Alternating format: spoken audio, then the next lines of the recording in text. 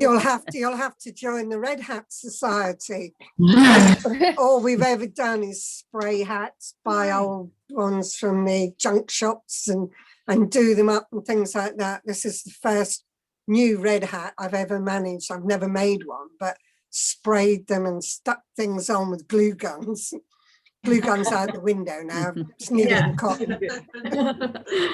That's good. But at least we get to wear hats. Yeah, we were wearing more. Good morning, everybody from Cairns. Morning. I'm excited to be here. Wow. I didn't think I'd make it this morning.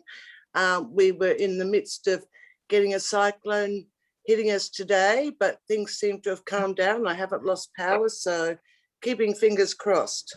Oh. What time is it there? It's 6 a.m. Dedication. Yeah. That's dedication. Have a full hat day after this, aren't you? Make hats all day. Catherine, what was entertaining was actually the fact that last Friday it was recycling day, and I was actually looking in other people's recycling boxes for a nice job. I was like up and down the road going, nice job. It's a bit sad. Oh, that's really cool. Did you find any plastics or anything you could add onto the hat? Bits of wood? I tried lots of different nettings off various citrus fruits. Some of them a little bit like, oh, that looks like netting off oranges rather than being netting. But yeah, I'm sure it'll get better. Hi everybody. Hi Esther. Esther from Australia. Oh, what time is it there? It's early in the morning. It's 6 o'clock. I've only had Oh, a wow. week, so I'm a bit tired. Well, thank you for coming on. To the lady that Everybody, this is Anna from Zambia. Zambia. Wow. What time is it with you? I'm obsessed It's just coming on it's about 10 at night. So it gets late. We're 2 hours behind Catherine. Okay. Okay. to the lady that rummages the recycling bins, I used to make light up bottles. So I used to go through everybody's bins for wine bottles. It's amazing how many people drink wine. Yes, You tell everybody, isn't it? Not difficult in lockdown then. Oh, it did look like I was a bit desperate. Well, I didn't go. Sorry. I was getting an entire village eating crisps and handing me crisp packets to make press last month. So wine box is nothing. Well, I didn't go chasing through people's rubbish, but I did use all roadkill. My feathers were all roadkill. In the freezer. Yeah, they're not this week's.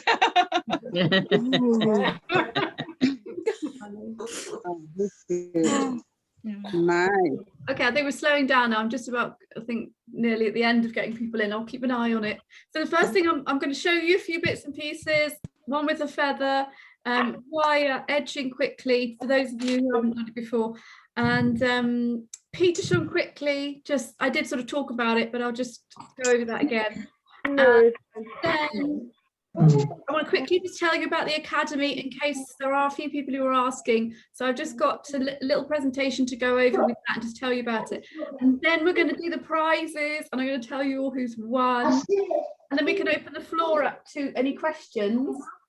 And then I've got to do then choose somebody who's going to win, who's staying to the end for this as well. So we've got loads to give away. Can you mute everyone again, Catherine? Because there's a bit of background noise. Sure. Right.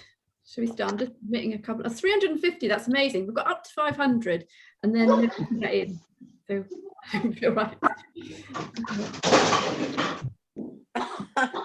Over. Okay, right. I'm going to mute you all, and then I'm going to start. You can always ask a question in the chat box. If I finish this bit, I can open the floor up to questions again, maybe a couple of questions, and then we'll move on and we can do more at the end. Mute everyone. If you do have a burning question, then just unmute yourself and come on and ask, or put it into the chat box and I will try and see it, as long as there isn't too much other chat going on, and then I can see it.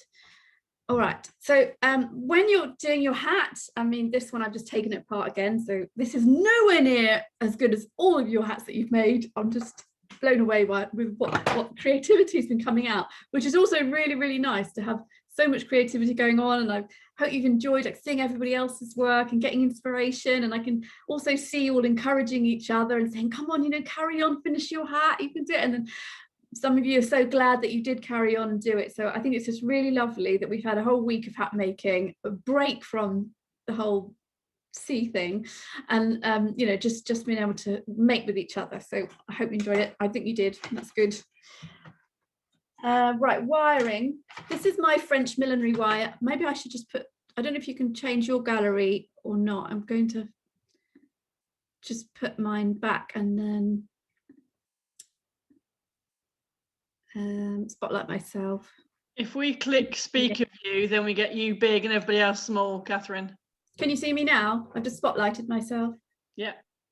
Can you see me on big screen? All right, thanks. Yes, that's fine. Yeah. Okay, good.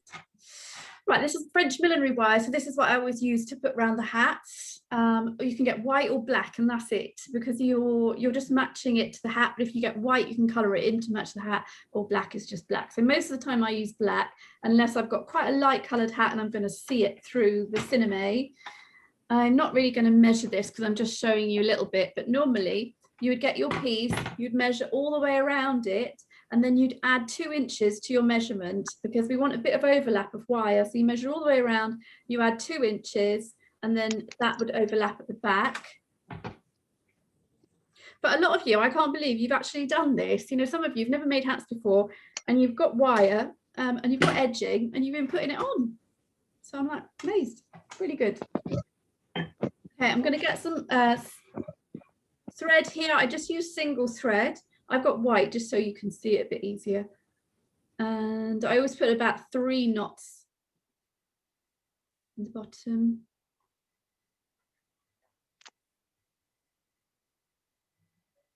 Do for now.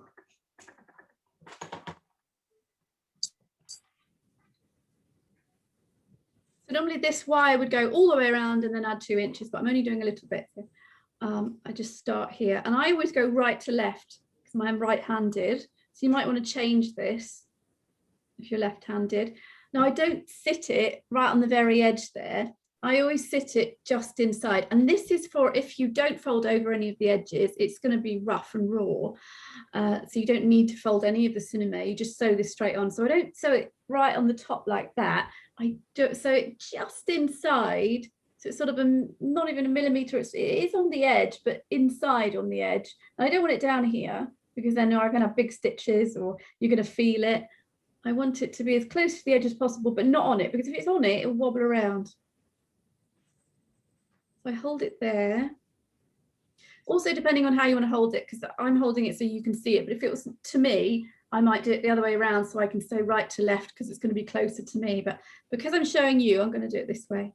And then I go underneath. It's going to go around a couple of times just to attach it.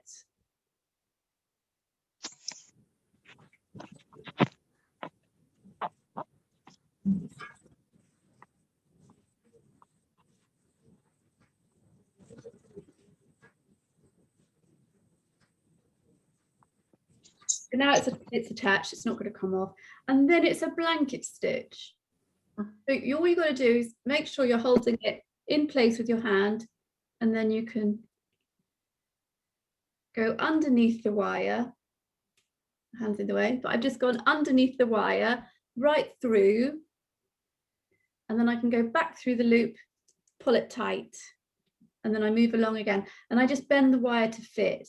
But sometimes with the wire, if you've got a big oval brim and it's quite floppy-ish, you might want to get all of your wire and make a big circle ready, tape it together, lay it on a table and make sure it's not all warped, make sure it is sort of straight, so you can just fiddle with it a bit to make sure it's straight, and then you can sew it in. So that's a different way, because otherwise if you don't, your hat might be slightly warped if the wire is slightly warped. So you want to just make sure that that's all flat.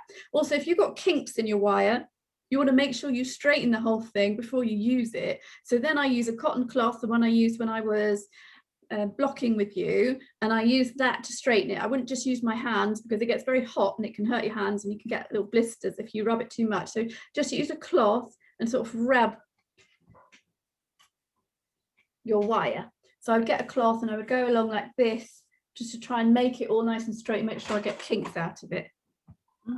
I heard that if you work for, don't know if this is true, but if you work for Philip Tracy, he'll make you straighten wire for about a year before you do anything else. That's what I heard on the grapevine. I'm just gonna sort of bend that to fit. This bit here will then be secure later on, because the other piece will come over and go over the top of it.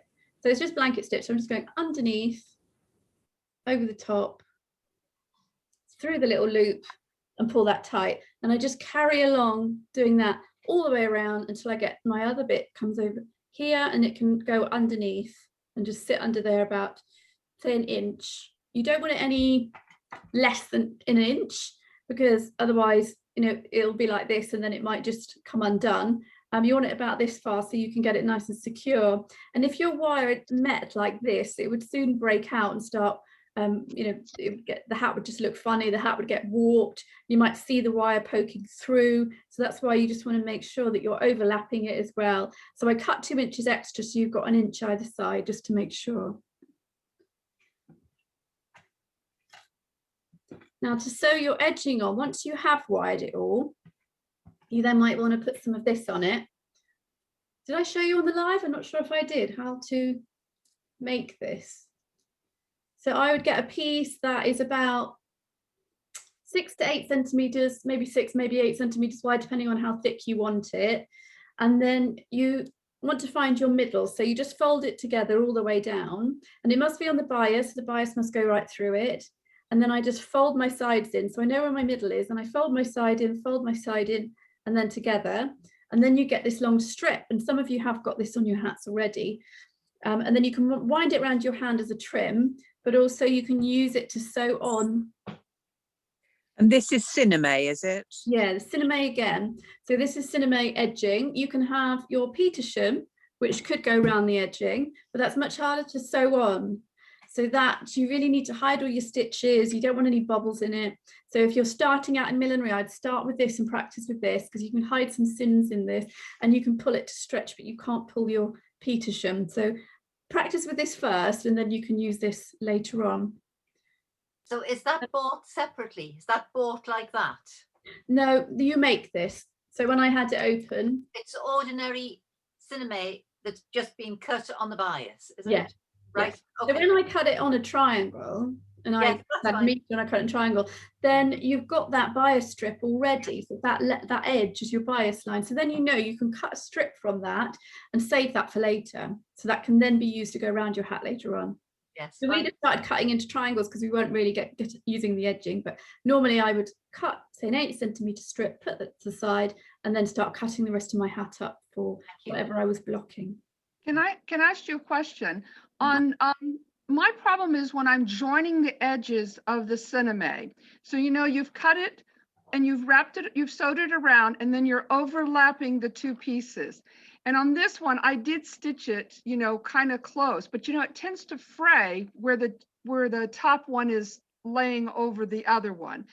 Is there a trick? I mean, people sometimes glue that area to keep it from fraying. What is your trick to keep it from fraying when you've come around and now the other end is meeting the other end? Yeah, like the one end is obviously frayed, you're sewing that on, and then the other end, when this is coming over, the one that's coming over is the one that tends to fray. The other one's hidden underneath. Yeah, so this one I fold underneath about a centimeter, and then you lay that on top. Oh, so you actually fold the one on top? Yeah. So there's no raw edge there. So there's no raw edge. Okay, I haven't been doing that. Okay. And then you just flatten all that down. You can get a bit of steam on it, you can get the iron on it, you can try and push it together as much as you can. Your seam like that is normally at the back, but if you want to hide it, say you're going to put some feathers on and you know where they're going to go, you could stick something like that underneath your feathers, so then you don't see it at all. Another way to hide it is in the points. So I could have the cinnamon going all the way around this, and then I could fold it in at the end, and it just looks like it's part of the hat because it's so sharp. You need a pleat anyway, so then you can hide it in with that. So I always fold it over. Okay, thank you. You're welcome.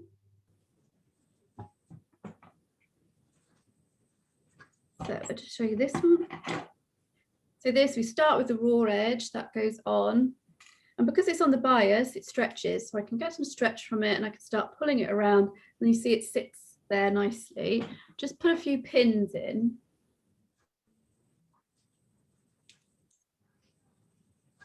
And make sure it's level, because this tends to wobble about. You'll get one side that's longer than the other side.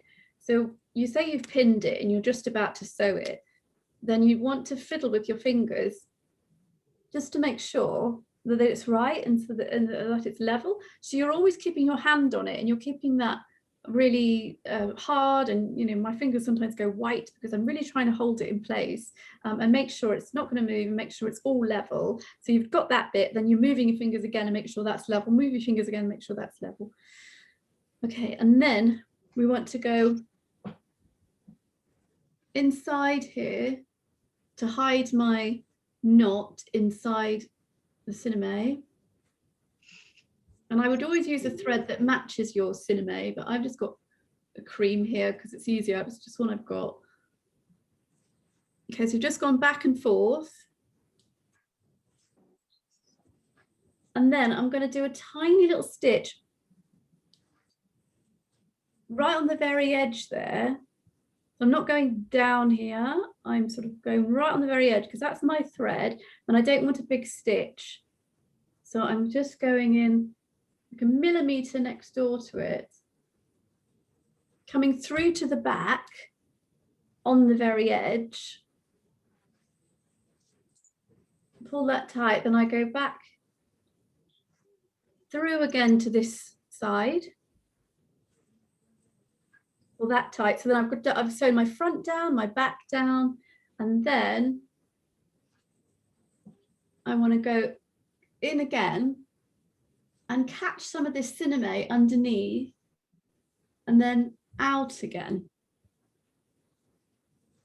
So I've just gone under this cinnamon here. I've caught the top layer of this bit here, and then I'm just coming out again, just because then if I can catch a bit of this, it will make it much stronger than if I just push the needle underneath this bias strip, because then you'll be able to see it. It might flip up, you'll be able to see the thread. But if I can go through a little top layer of this without going right the way through and seeing the thread and needle on that side, it just makes it a bit stronger. So then I pull that out.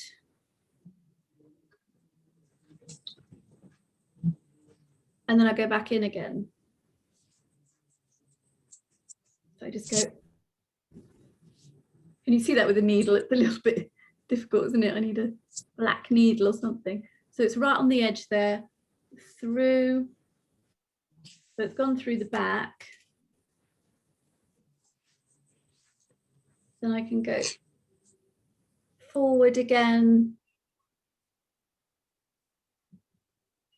And then I can just tiny little stitch in, grab some of the top layer of cinnamon, and then out again. And I keep doing that all the way around. So I'll always be pulling this, pinning it, sewing up to it, then pulling it again, pinning it and sewing up to it and going all the way around until I get to this bit here.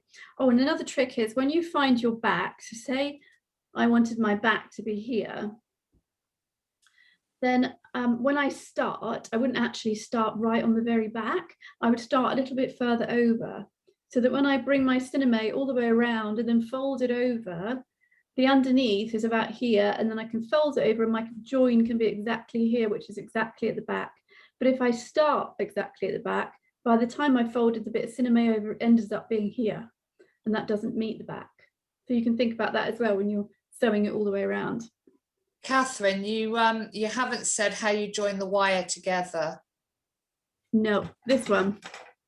So Yeah. when you're bringing, thank you, when you're bringing your wire, oh, there's another tip as well, actually, when you're sewing your wire with your fingers. I'll undo this one. You must have strong fingers. Yeah, I do. I've got big thumbs, look. Fat thumbs for millinery. So when you're doing this and you've gone all the way around, you want to bring that over, like I said, just an inch. So imagine you've got your hat inside there, and then you're going to tack down by doing an overlocking stitch. You're just going over and over and over the very end here. So I'm going over and over and over, a couple of, just a millimetre or so, starting away from the wire, and then I sew over it just to a few millimetres about here, and then I'll stop, and then I'll get some more thread and I'll overlock this end. So I'm overlocking both my ends, and then I carry on with the stitch. So I've just gone all the way around with that stitch I showed you, and then I'm overlocking each end and then carrying on with my stitch just a little bit more, because overlocking just sort of traps it down, because otherwise these bits, you see how they're fighting because this is so small, they want to just come up. So if you just did an ordinary stitch and then you miss this one, you might have a stitch here, it's still sticking up. So you really need to overlock each end to keep that down. And one little way of sewing, if you're sewing it towards you, the way I was taught, if I'm sat here and I'm going right to left, I have a little thing with my hand. So I'll do it this way. I'm trying to do it backwards because I'm teaching you all at the same time.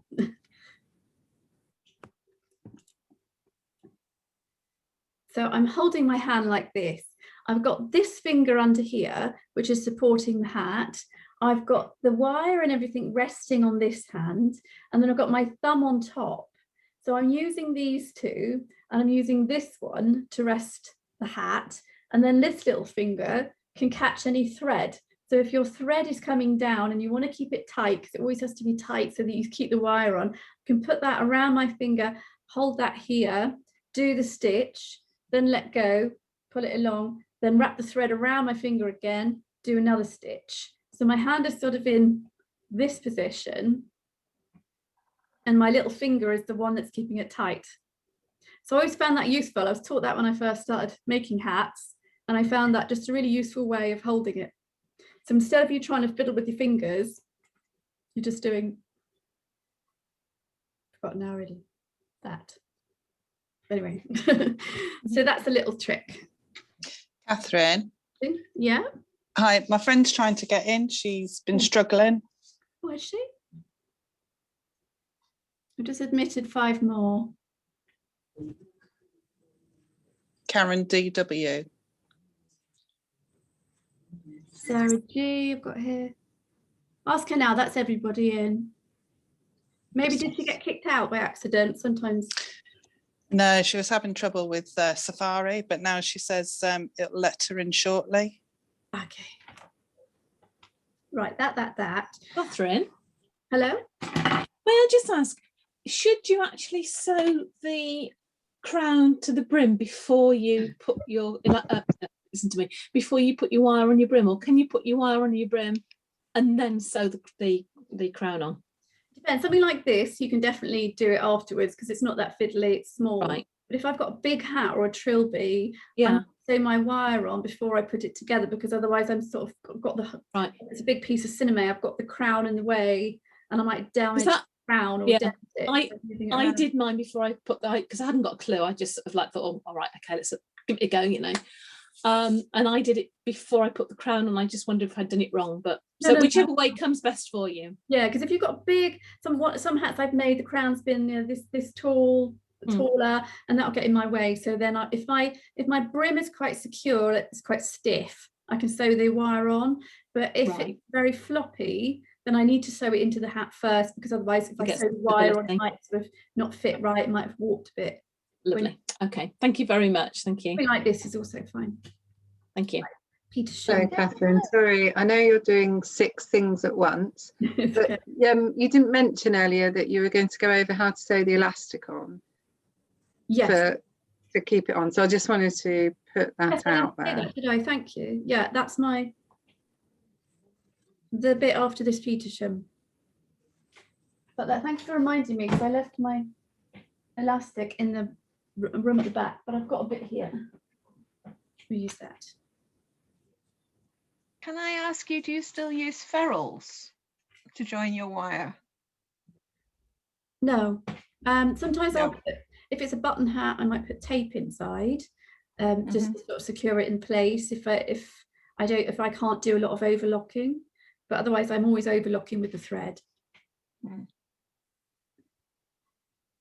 So Petersham, if I'm putting Petersham in, I'm putting it in this place here. And again, you want to think where your back is. So if my back is sort of here, then I would start it just a little bit further over. So by the time I come around and doing the same thing, I'm folding the other end over when I get to here. So then it ends up being in the right place for my back. And then this is just to sort of, there's a few different stitches for this. But one I like to do is to sew it on before I put any of the trimmings on. And I can just catch a little bit of this Petersham to the cinnamon, a tiny little bit. And I want to do it right on the edge of the Petersham, because the Petersham's got these little loops.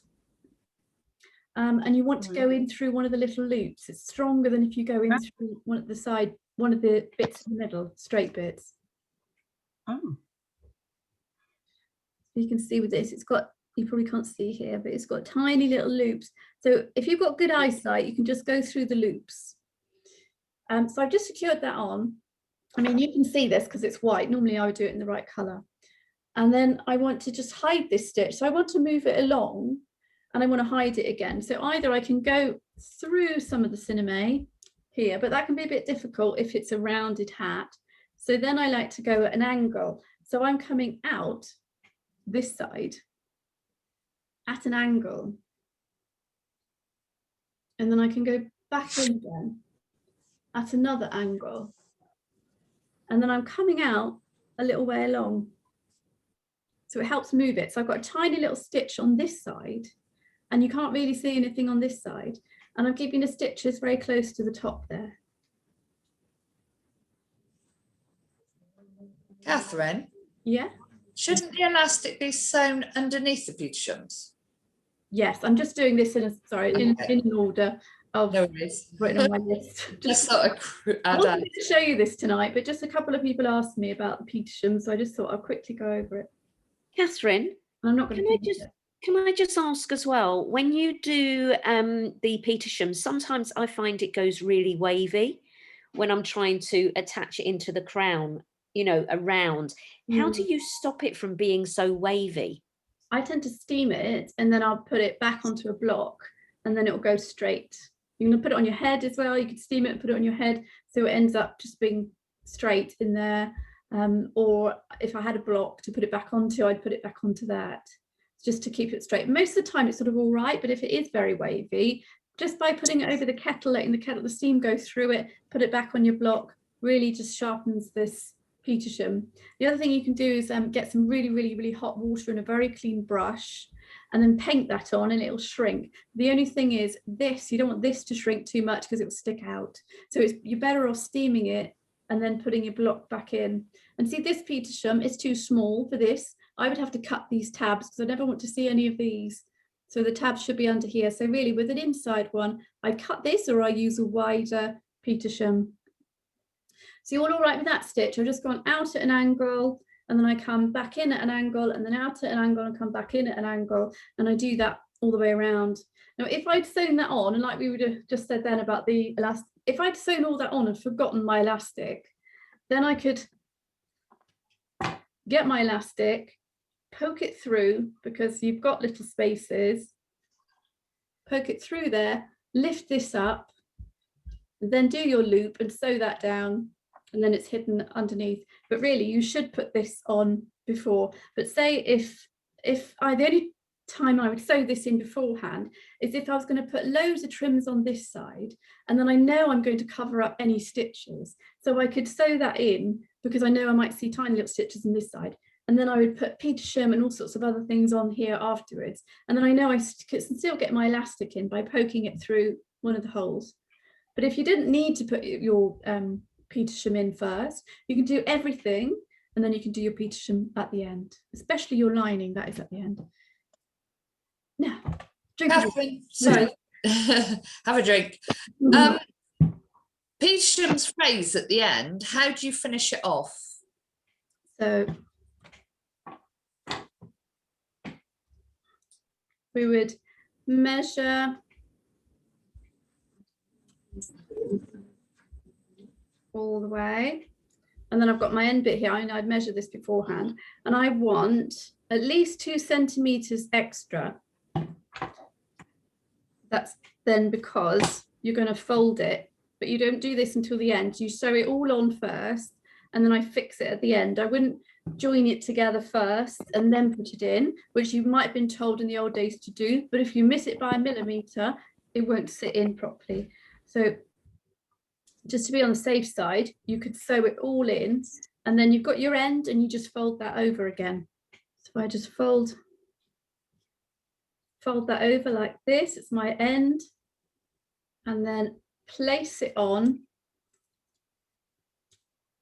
So then my join here should be exactly where I want it, at the back of the hat. And then my other join is inside here.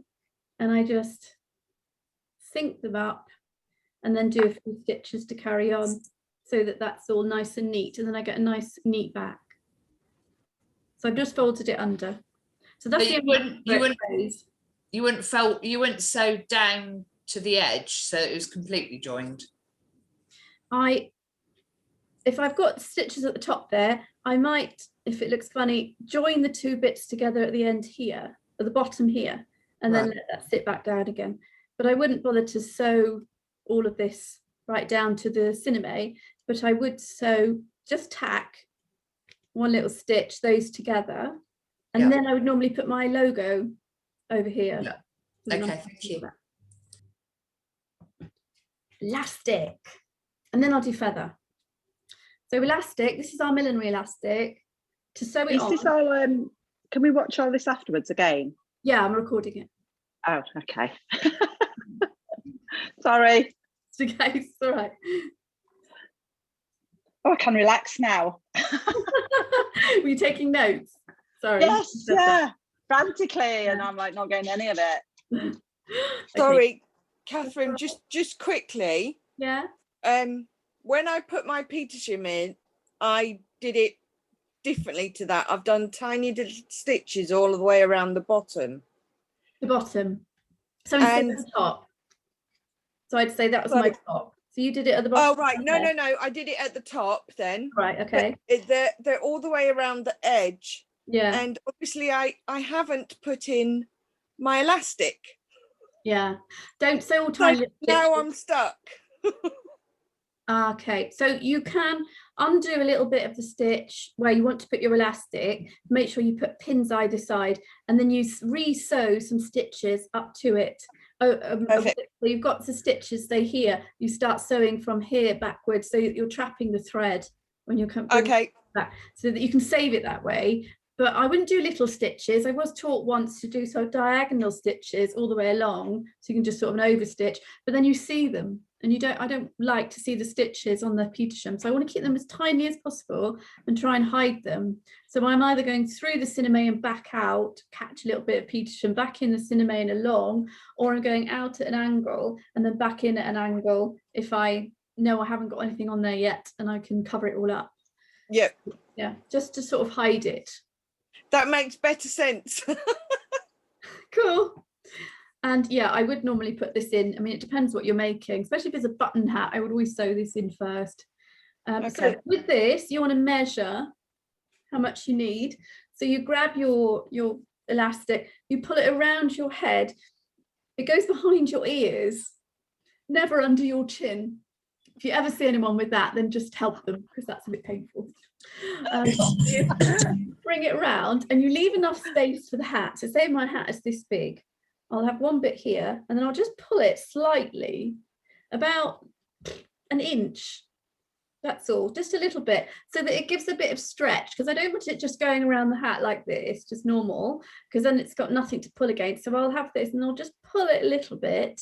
And then as the hat pulls back, the elastic pulls back, it keeps the hat on your head.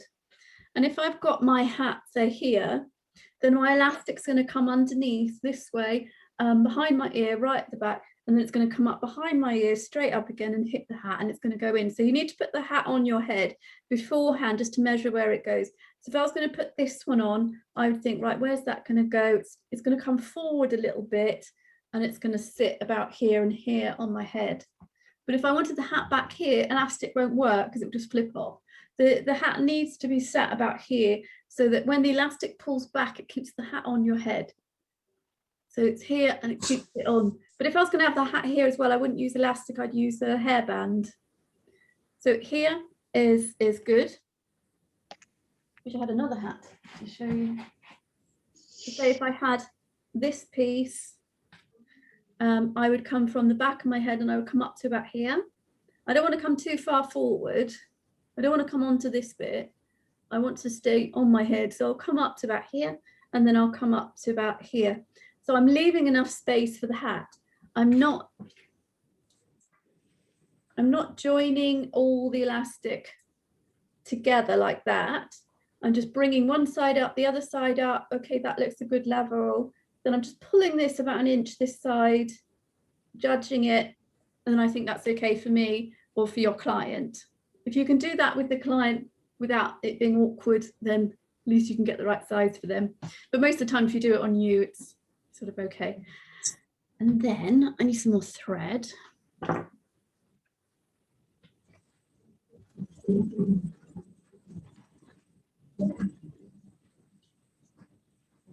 So any of you have your elastic with you? Because you could do this with me.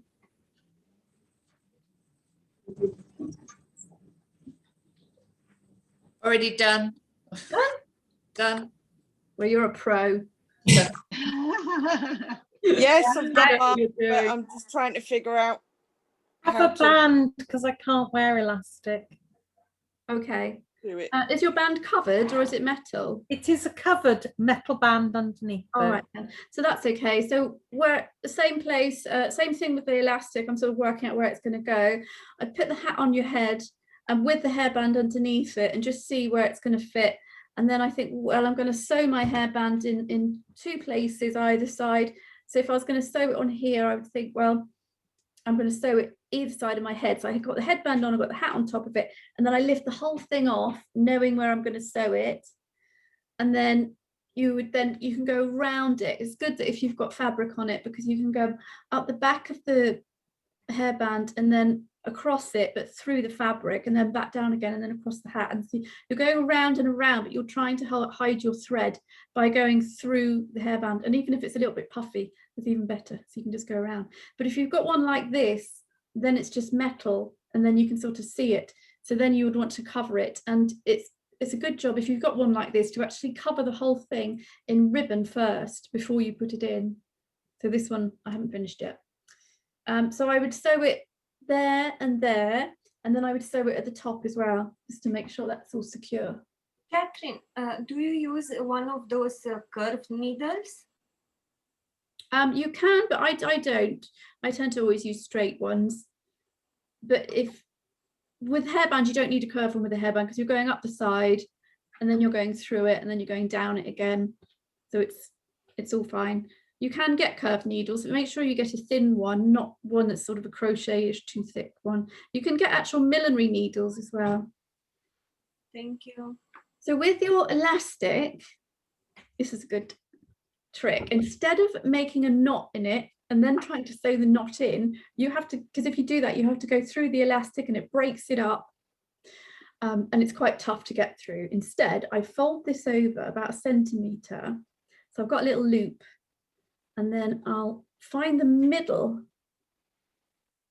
of that loop and then I'll go through the side, so a tiny little stitch through the side bit. I'm not going through the whole thing. See, I'm only just going through one of the little side bits, because if I go in there too much, I'm going to break the elastic.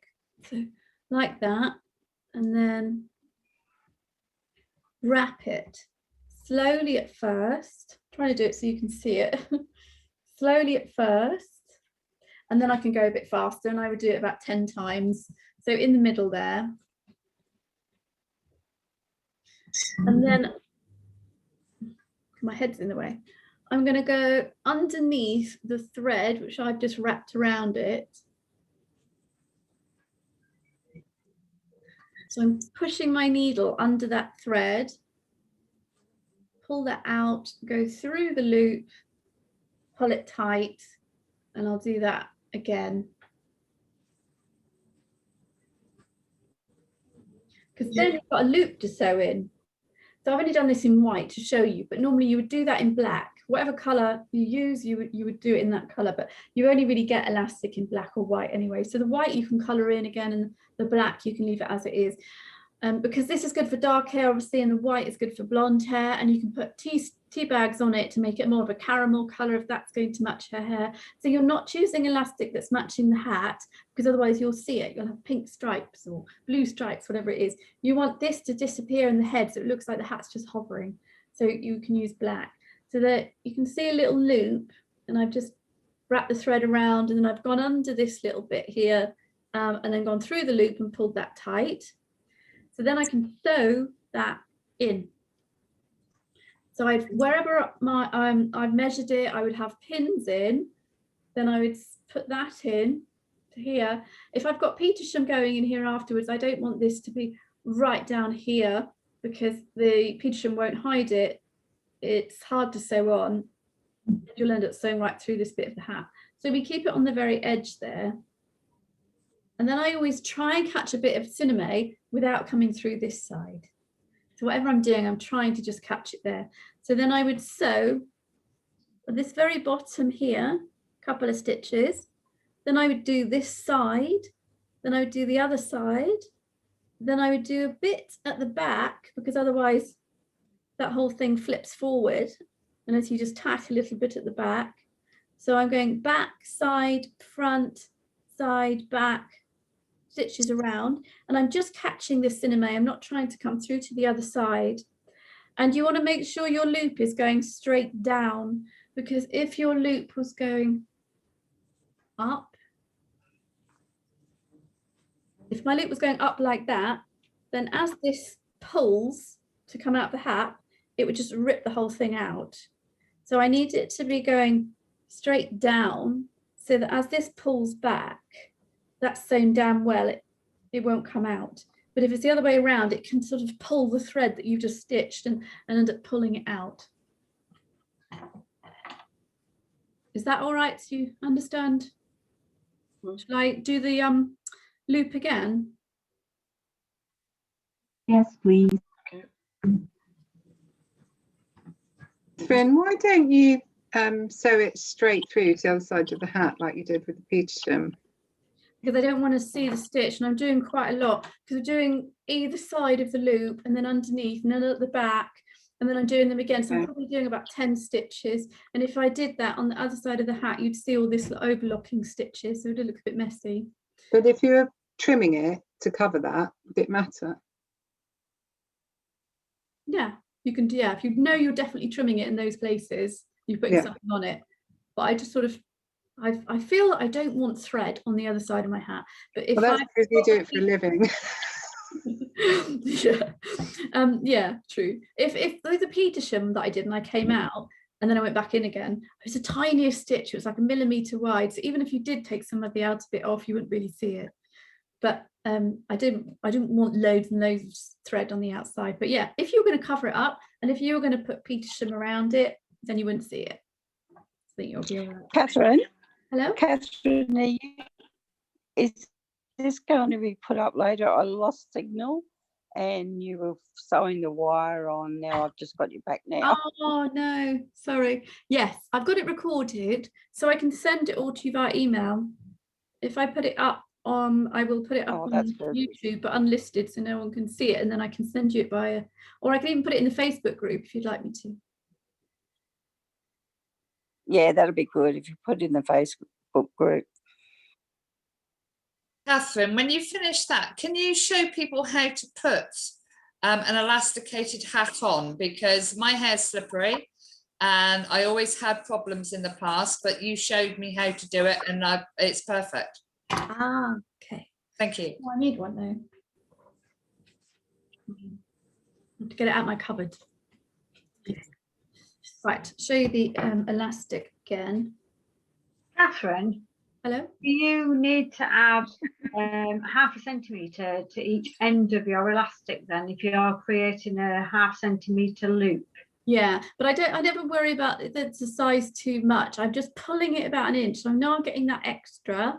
And then, you know, you could pull it another sort of centimetre. But when I pull it 1 inch, I don't know if I'm actually pulling it 1 inch. I'm just sort of making sure it's taut.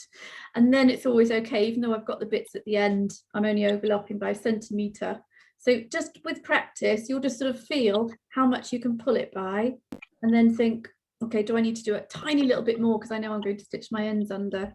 So I couldn't have a measurement for you because every head is different and every hat is different to size wise, but just do it, pull it 1 inch, and then you can, yeah, you can pull an extra sort of centimetre. So to do it, I'm sewing, I'm just folding over 1 centimetre, grabbing the middle of it, tiny stitch on the side. Remember, I haven't gone right through all of it. It's only just one of the sides. And then I'm wrapping thread around it about 10 times. And then I'm going to go underneath the thread, back through that loop, and then I'll do it again. Also, you can test it by just opening it up and seeing if that's strong enough or if the thing's going to come undone. Because if it suddenly comes undone and it all falls off, you know you need to do it a little bit stronger next time. So that's what you'll end up with. And then you'll put that into the hat about here. And I don't want the little end to stick up. So I want to put it in far enough to hide the end, not too far down. And then I'll just catch a little bit of that with the cinnamon. So yeah, your curved needle now would be useful. I do have one curve, which is just a normal one, and I did just curved anyway with me working with it. So that's sometimes useful. But also you can just push the hat a little bit. I know you shouldn't, but you can just push the hat a little bit just to enable you to grab a bit more of the cinnamon. So you're just sewing it to it. So sew it on the edge, underneath, the other side, and then a little bit at the back. And you go round, so you've probably got about 3 stitches each area. So that's 9 stitches, and then you've got 1 or 2 at the back. So, you know, 10 or 11 stitches. So that's that. Now I want to do the feather, but bear with me. I'm talking amongst yourselves. I'm going to get my hat from the cupboard.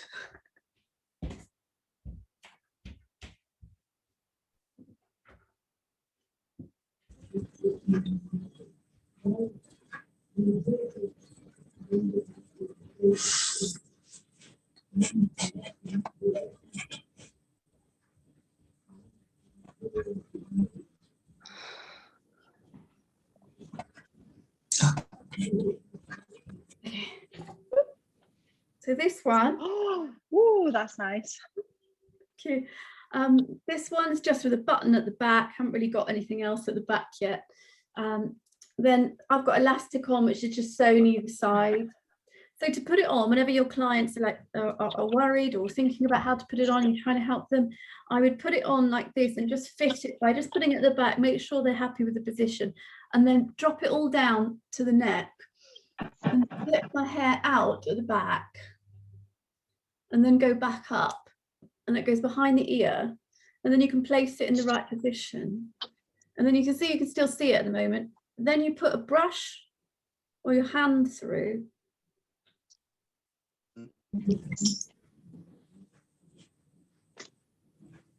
and then it just hides all that. So then people, you know, wonder how it's on your head. And then you should be able to dance and move around and it doesn't come off. So that, and then it's all under here as well. So it's close to the head. But if you've got quite a heavy hat and it's quite big, excuse me, you might need a hairband and elastic, because sometimes it can fall forward if it's a little bit too heavy. Catherine, can I ask? Okay. What is that hat made of? This one?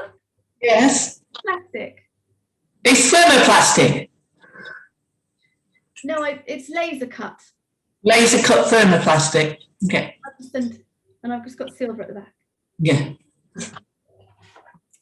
You can send things away to be laser cut, or you can try and cut it without yourself. Right, feather. So this one here, I just wanted to show you one, which is really cute like that on its own. I've seen a few of you using this type of feather, but one trick you can do is if you just pull it off.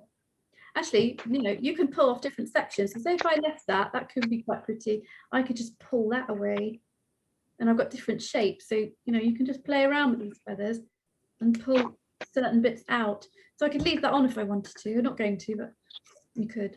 So just strip it all off. Don't try and pull it away. Just pull it straight down.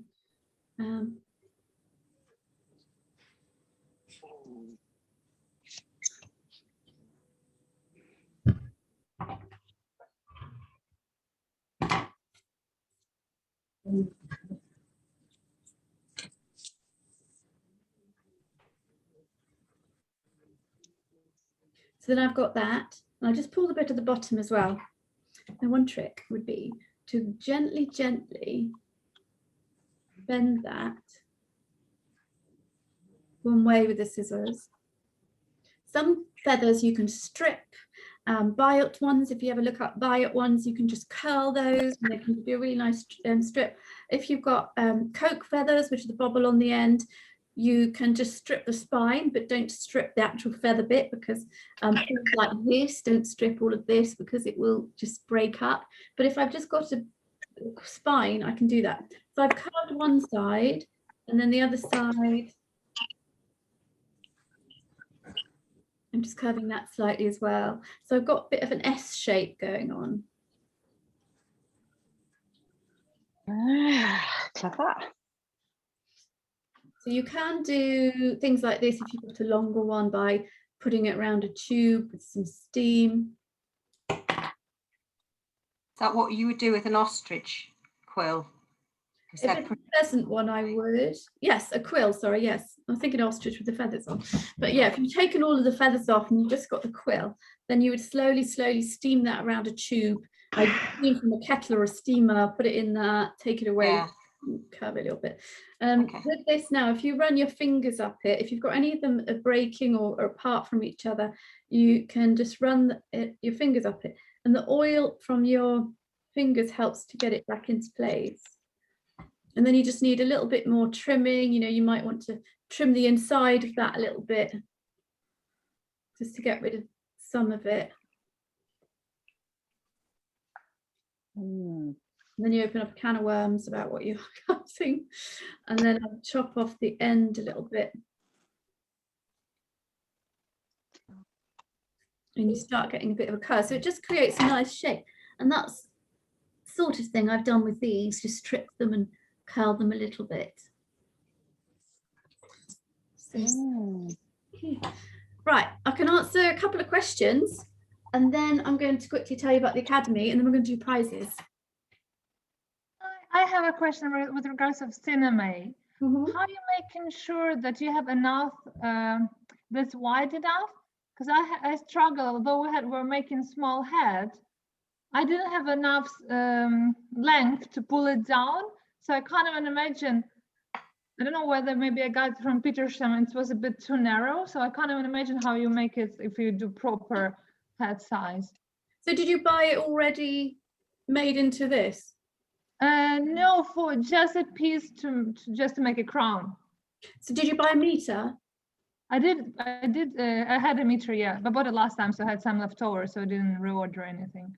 So with that, if I would get my meter, I'd chop it in half like we did with the triangle, and I know where the bias is, and I cut a strip off, and then you should still be all right, because we had some left over for this one. But if you just cut a piece off, then you can still cut sort of 3 or 4 triangles from the rest of it and use that for the brim, and then use the rest for the crown, so you're still all right.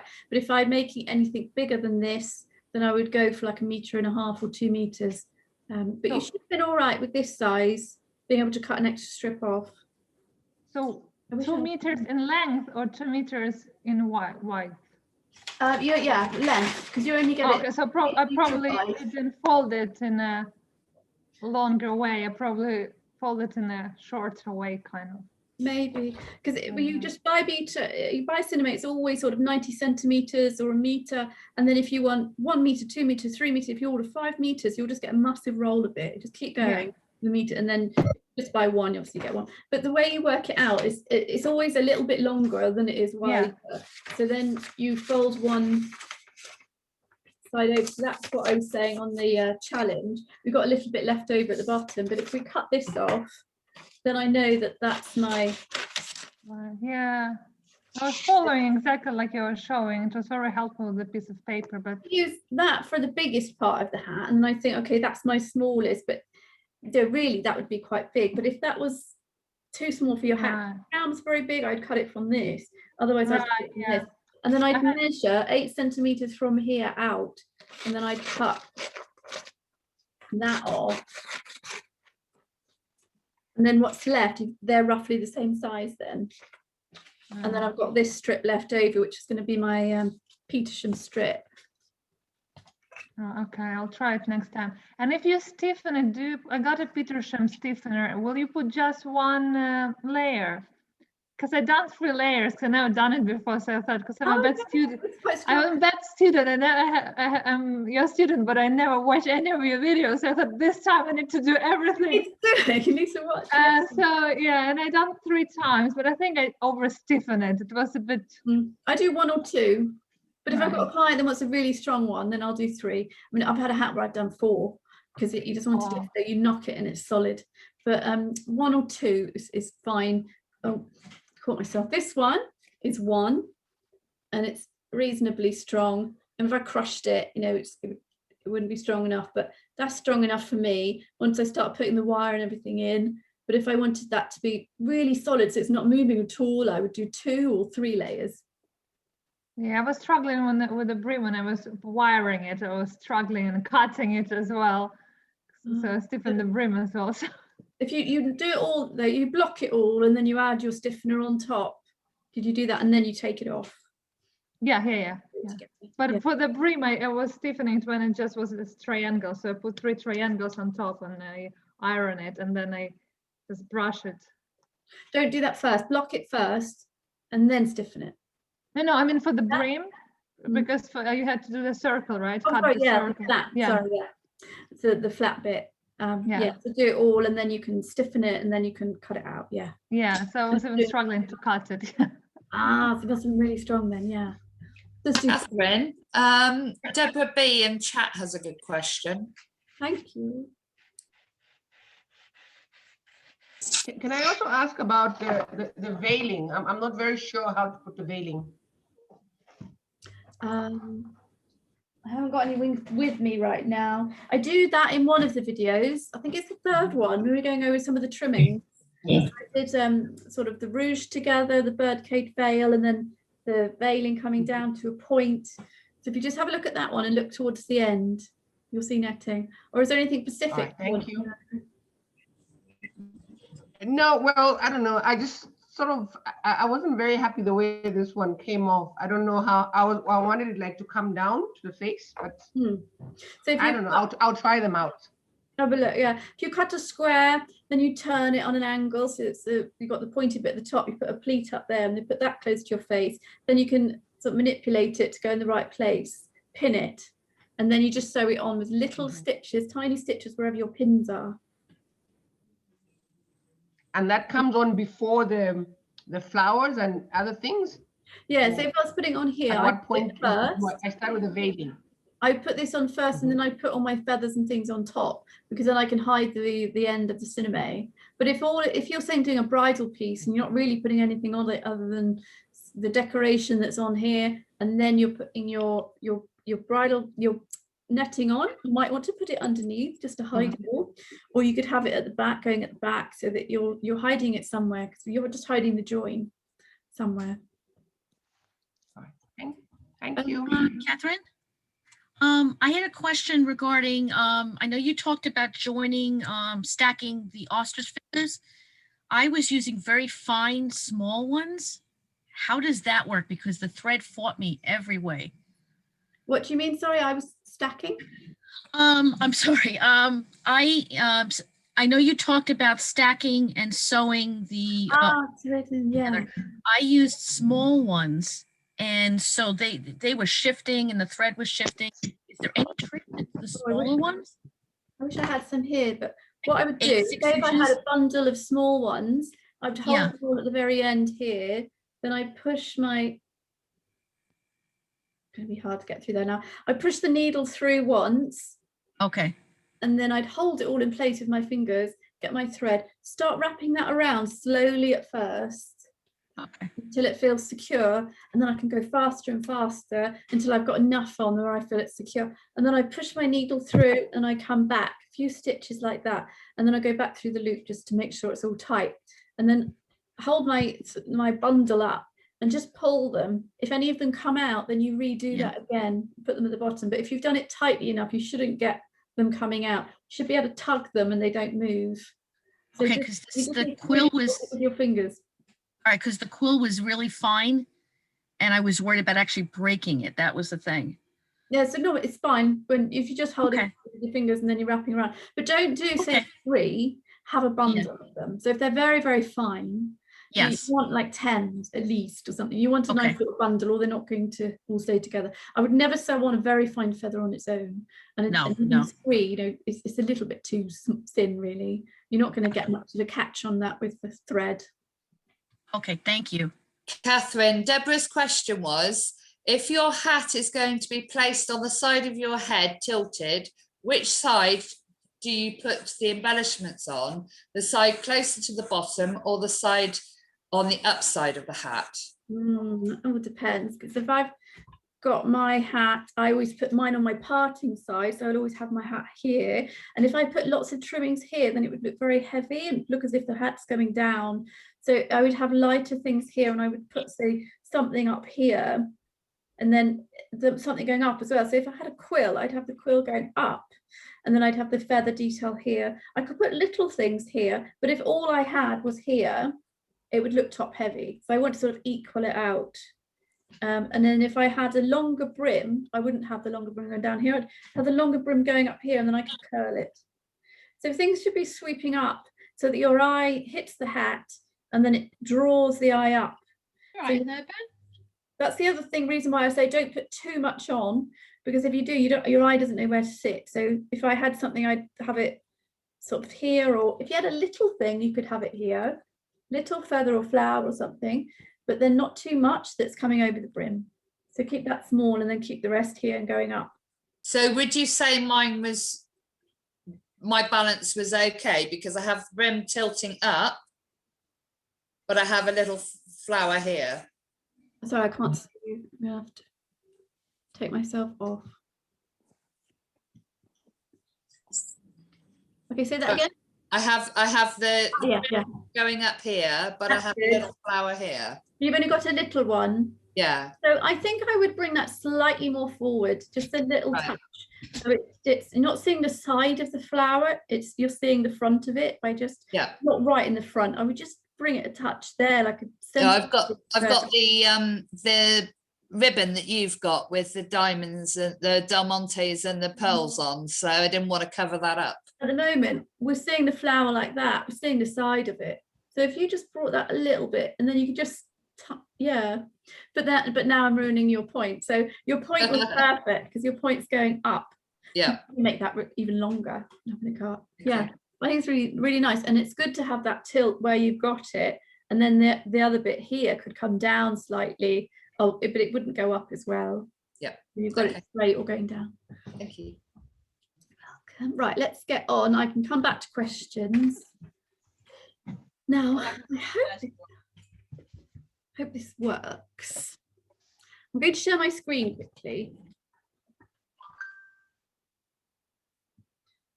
And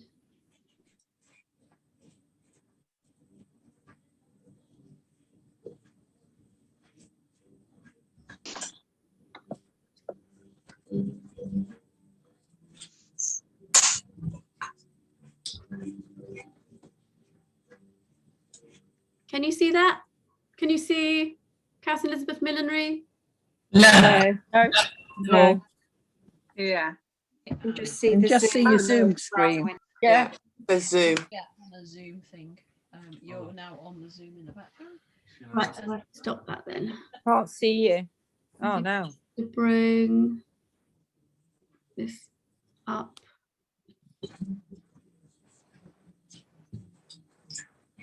How to do it.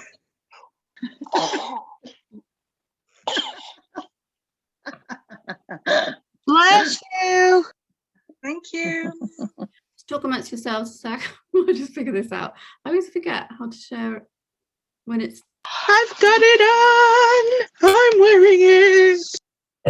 Well done. I know. I'm so excited as well. I've actually got the elastic on, and it's not pinged. It's not dinging in, and it's not broken. It's Well actually done. staying on my head.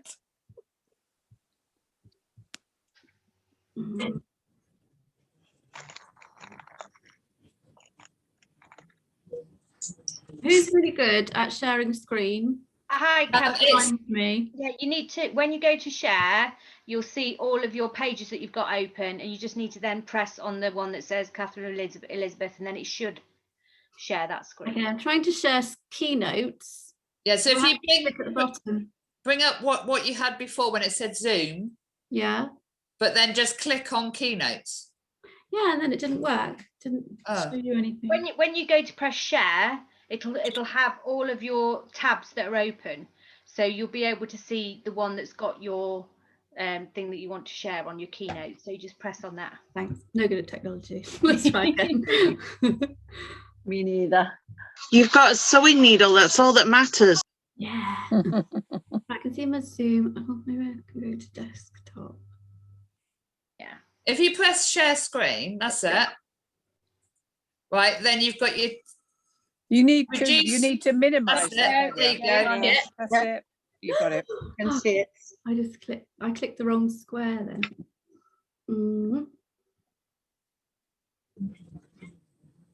That's right. Hi, Catherine. It's Hester. Maybe click play. Then I lost you again. Yeah, no, the things in the way. Ah, right. With their phones in Townsville. That's it.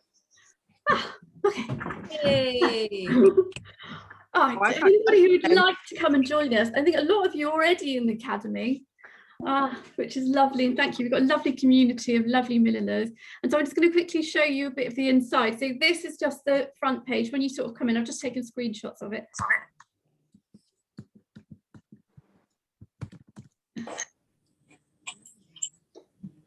Ooh. Oh no. Technology is not working tonight. Is it?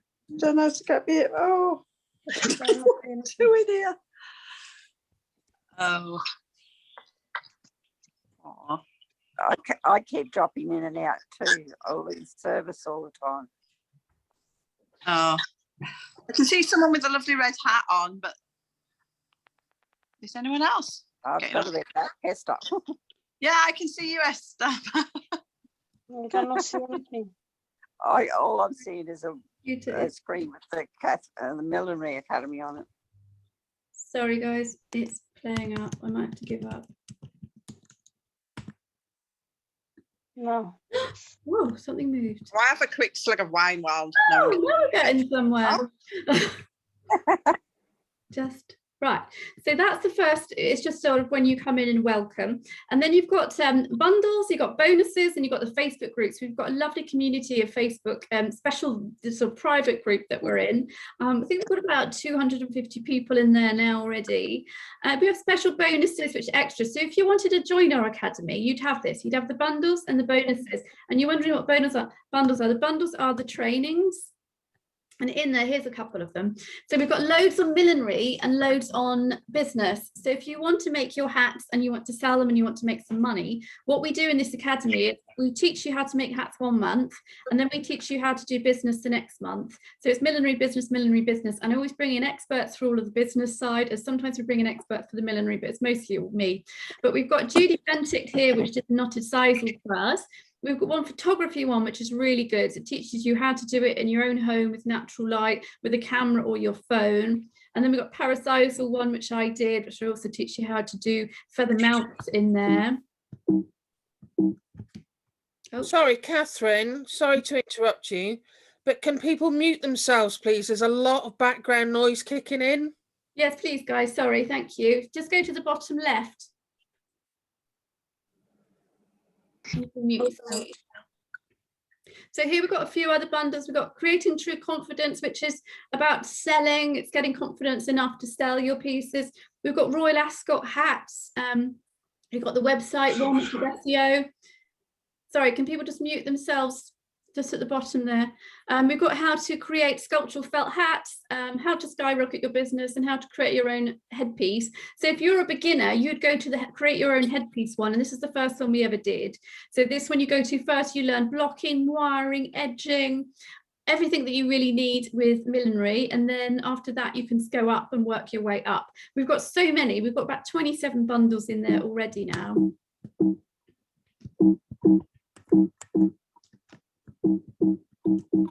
Technology. There we go. Okay, we do that. And then we've got sort of underneath the intro video. So when you click into a bundle, then you've got the intro video, and then you've got a checklist and a workbook to go through. So then you can download that. You can get all your discounts from your suppliers if anyone's doing that month. We have sort of special offers, and also it's a bit of a workbook which tells you more about that, what was in the actual videos. Then we go down underneath that, you've got all the videos. So this one here, we've got 10 videos, and this shows you all the different stages you need for that particular one. So if you're doing ascot hats, it's all the different stages of how to make one of the big sculptural ascot hats. I think I'll show you about 2 in that one, how to do that. Then you've got some bonuses. So these are the couple of bonuses that we've got in here, but I'm doing another one soon, which is a hat which is made from lots of strips, and it's sort of a spiral, so it's all twisted. And some of them that I've made, one of them I made went into a gallery with that one. So that I'm going to show you soon as well, and put that up into the extra bonuses section.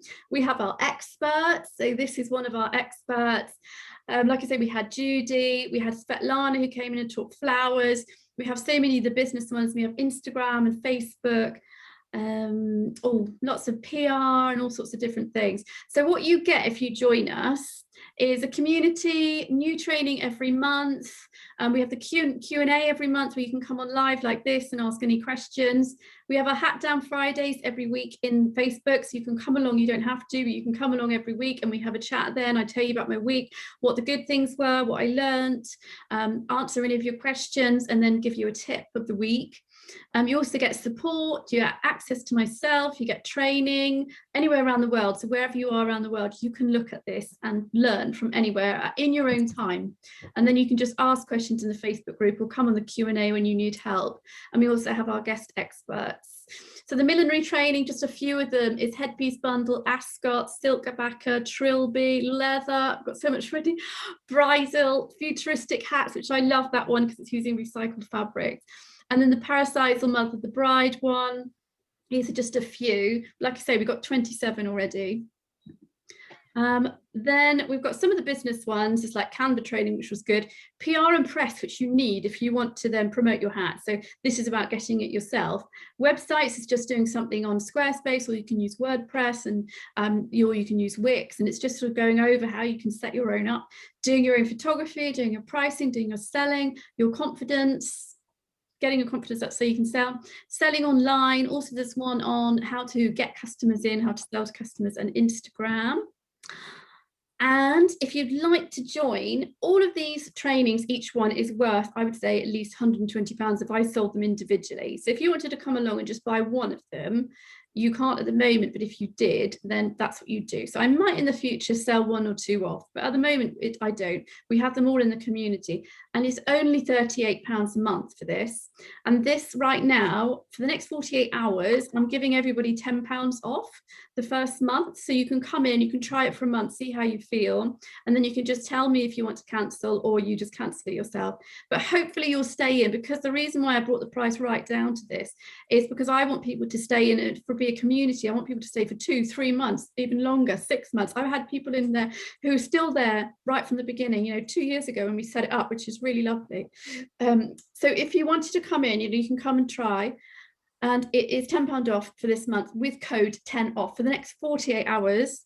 If you join for 6 months, you get it for £35 a month, you still get £10 off. And if you join for a year, it's £35 a month, and you receive 1 month free and you get your £10 off. So it's just like a no-brainer deal really that we've got going on.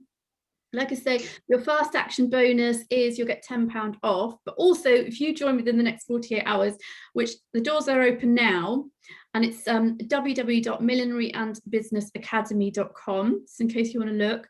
But if you join me the next 48 hours, you get a live training with me, a masterclass with me on 5 tips that I think really helped my business at the beginning to sort of start and grow. 5 really important things. So that is what I'm going to teach you. Everybody's going to get that who joins within 48 hours, but also you're going to a prize draw to win. So more prizes, £50 off voucher for Highland hat blockers, and a £50 millinery box from Parkin Fabric. So they very kindly gave us that. So if you join within 48 hours, you can go into a prize draw. So you might win one of those, but everybody comes on the session with me and everybody gets £10 off. So a few testimonials we've got there. I've got more on the website when you go to join. And I sent an email out as well, which I'll send another one out tomorrow, because I think that's to the wait list, with lots of other testimonials, which is really nice. These are a few hats which some of the guys in the academy have made. We have loads. We've also got the VIP and Q&A, VIP and qualification area as well, which is another up if you want to join that. So these are some of the hats, really lovely, just a couple of work. If you're wondering who I am, because you're thinking, well, why am I going to learn from you? This is me on the left. I just won the London Lifestyle Awards in 2012. I've made for the Noisettes, Lily Allen, Jamelia here, Pinky. We've made, I think, oh yes, Paul Daniels' wife here. I've been to the Royal Palace. So I've had a lovely career and I absolutely love making hats, and I'm quite obsessed with it. So I just want to help other people make as well, and sort of learn and create and do your own things. I would love it if you had a job that you didn't like, and then you sort of started doing something that you really loved and you made it a career that you wanted. Because like I say, I love it. And if I wish I'd had this around when I started, because then I could have done it at an affordable price and just learn everything, because I didn't have that much money when I started out, and I couldn't afford to pay for classes which were a few £100 each. So this would have been really good.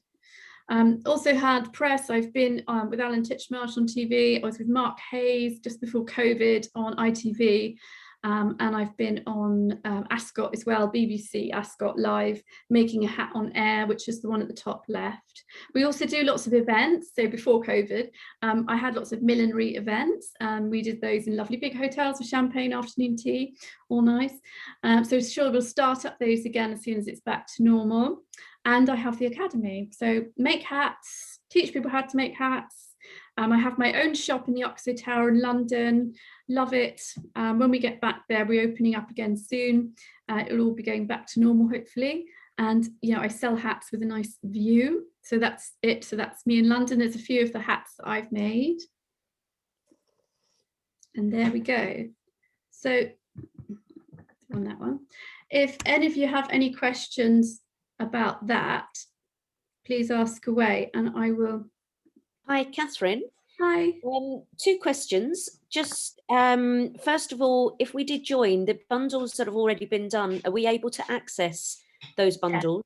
Yeah, which I will be meaning to stop and slow it down, so that, and I'm going to do this next time, because we probably won't be opening up the academy again till next September, because I assume we're going to be busy in the summer. I'm not going to have time to do any challenges or anything, or sort of open it up. So it's going to be a whole 6. So I have more time to restrict that. So next time it will be sort of, you'll have 3 bundles at the beginning, then the longer you stay, the more will be released. But at the moment, you can have a look. Genuinely, thank you for not cancelling today. That is in there.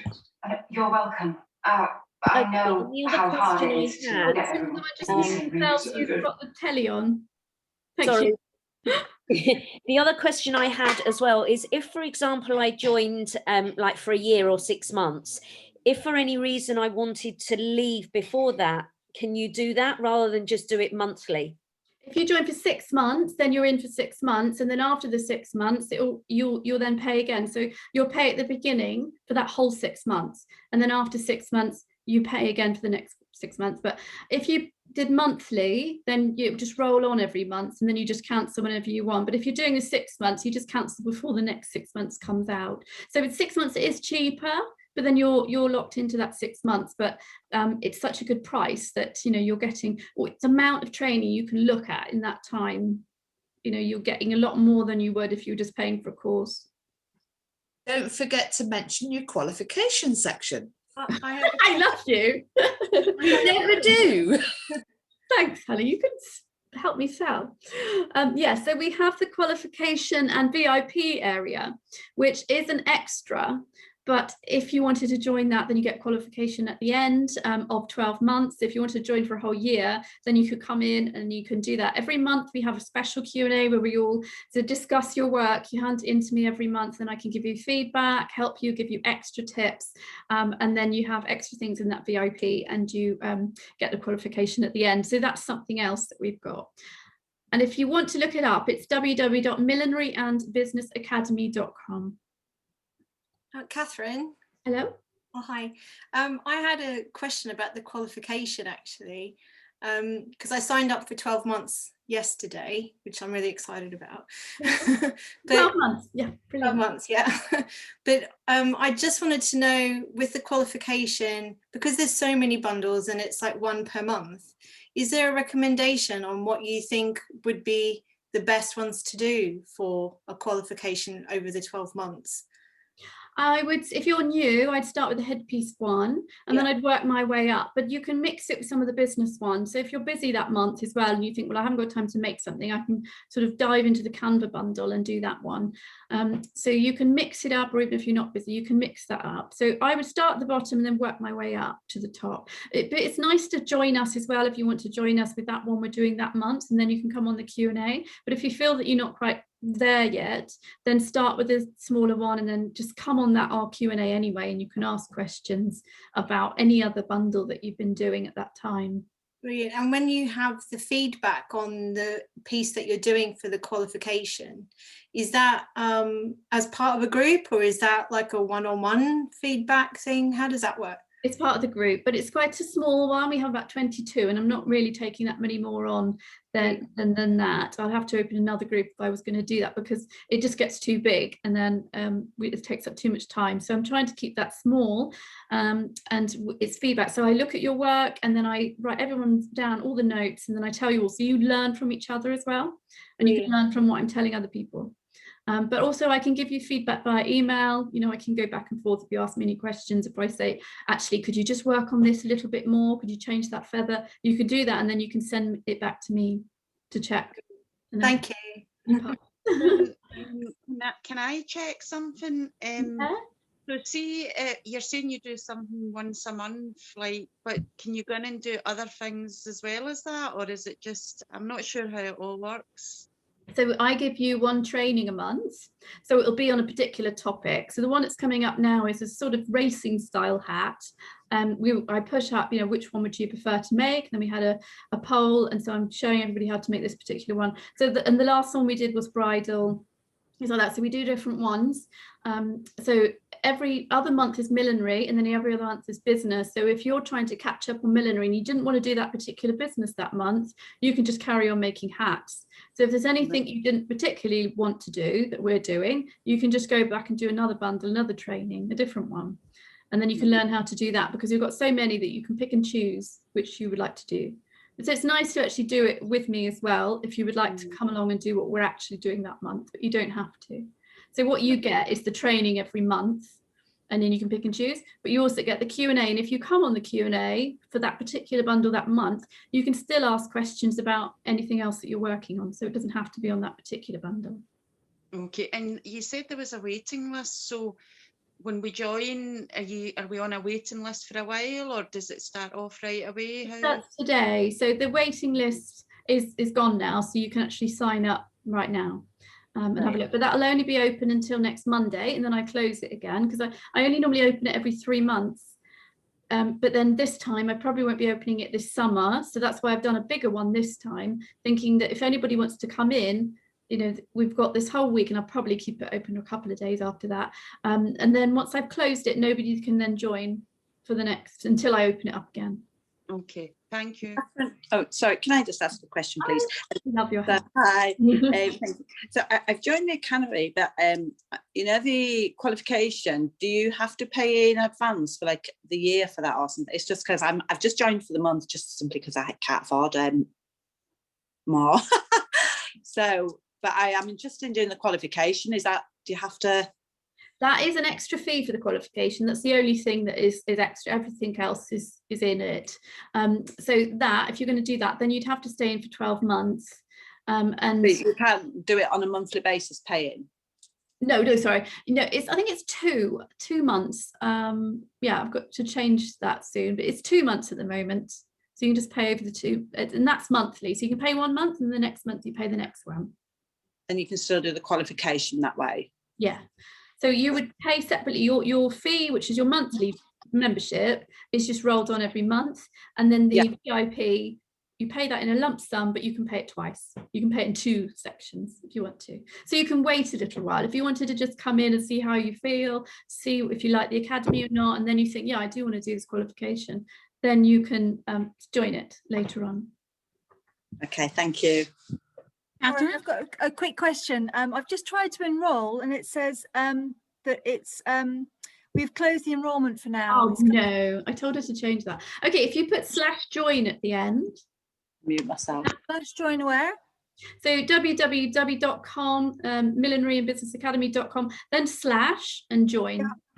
Okay, all right, brilliant, thank you. Yeah, sorry, I thought that was.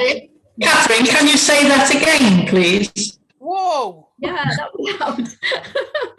Sorry, it was a bit fuzzy. So it's www.millineryandbusinessacademy.com/join. Hi, Catherine. Put it down here. I can. Hello. Hello. With the VIP training, obviously this is the first hack that I've made, but I'm interested in a career change.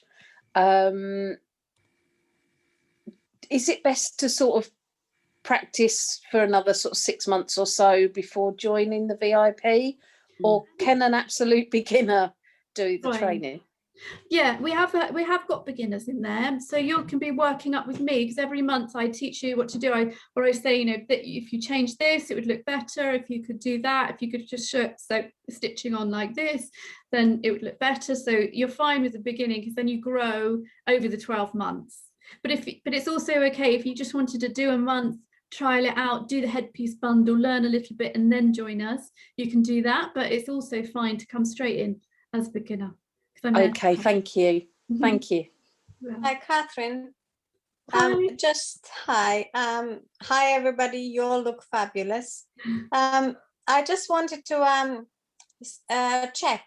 So the cost for the qualification can be split into. What's the VIP cost to join the qualification? Actually, if you get in right now, it's £360, because I haven't put it up yet. But I am putting that up to about £600.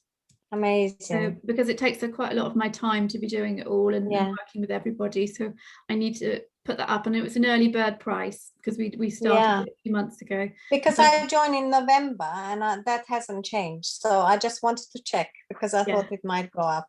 Okay, thank you. It will go up in the next. I must change it soon. Don't change it yet. Don't change it yet.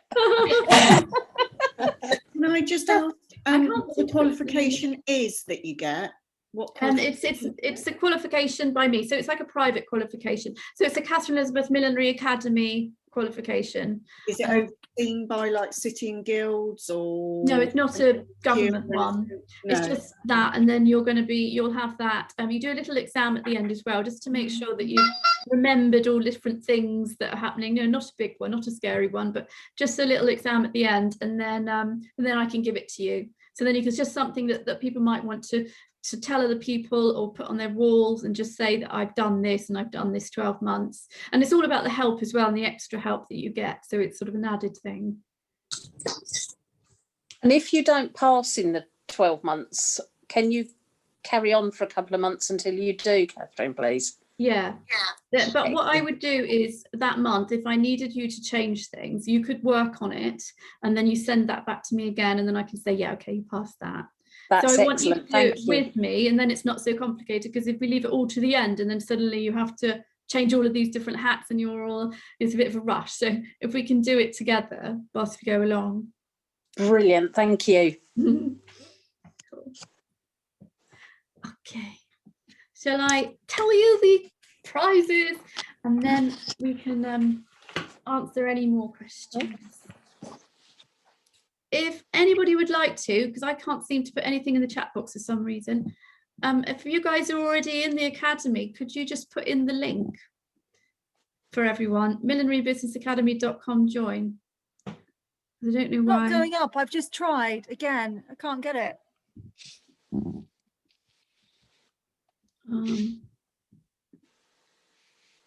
Got it now, yeah. Oh, jeez. Sorry, Catherine, is it KE Millinery Business Academy / No, join? Oh, there we go. Millinery and businessacademy.com/join. It's in the chat box. It's in the chat box now. Thank you. Okay, right. I've added in another prize because I just have worked so hard because everybody's hats are so great. So with the people who are a little bit more established, I'd say people that have just been working on millinery a little bit longer, know more about wiring and edging and things. I've got one for you, and then I've got one for people who have not been doing it very long and it's their first hat and they're sort of much newer at it. So with the people that have been doing it for a little bit longer, the person that's won the first prize, which is £50 Petersham's box of remnants, lovely nice things of millinery trimmings, is Nikki Miller. Woo! Nikki on? Is Nikki here? Nikki's not. You're both still there.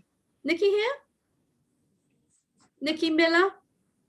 I think I saw a post that she had to leave, Catherine. Oh, okay. We'll tell her then. That's a shame. Okay, second one is Margaret Vera. Margaret here?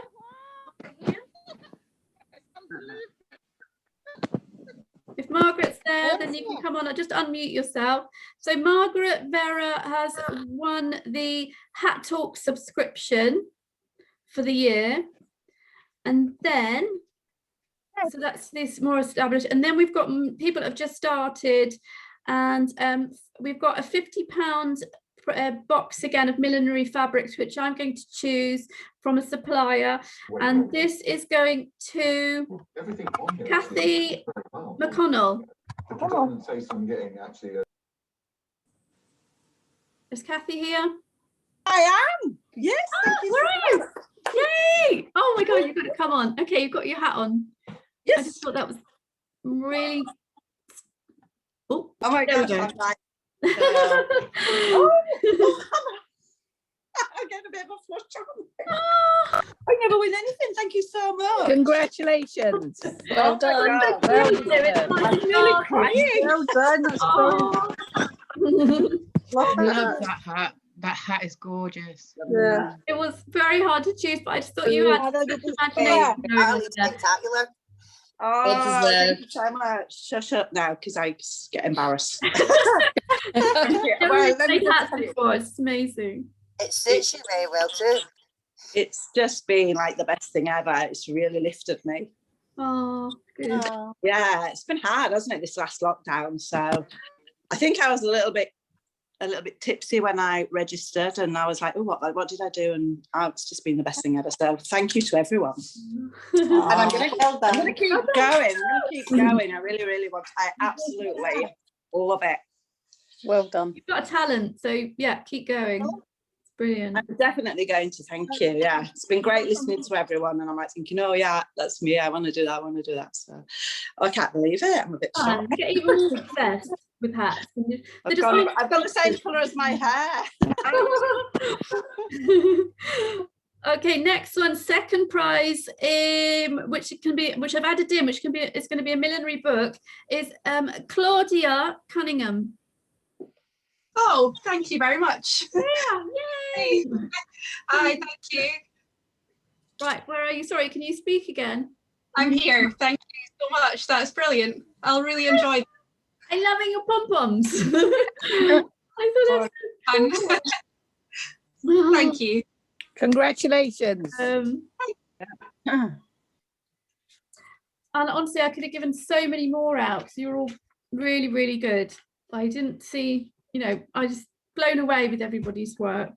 And the shared prize goes to Fiona McFarlane.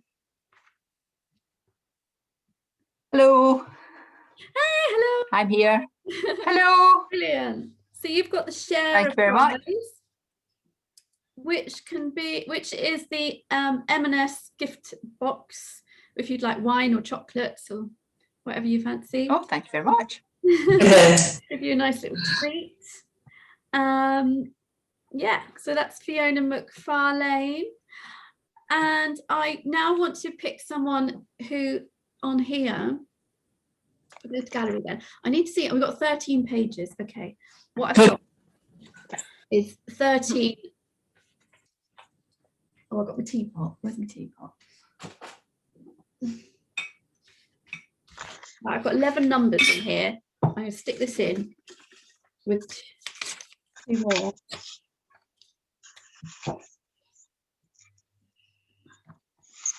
Okay, so 13 in this teapot. You'll see me. Never mind. Can you see me all right, or is it? Yeah. Yeah, I can see. Oh yeah. Oh no, I don't want to do that. Okay, teapot. So I've got 13 pieces in here, and I'm just going to pick one, and then that will be the screen that you're on, and then I have to pick somebody on that screen. 11. That's different from everyone. Oh, well, it's my one. Sorry.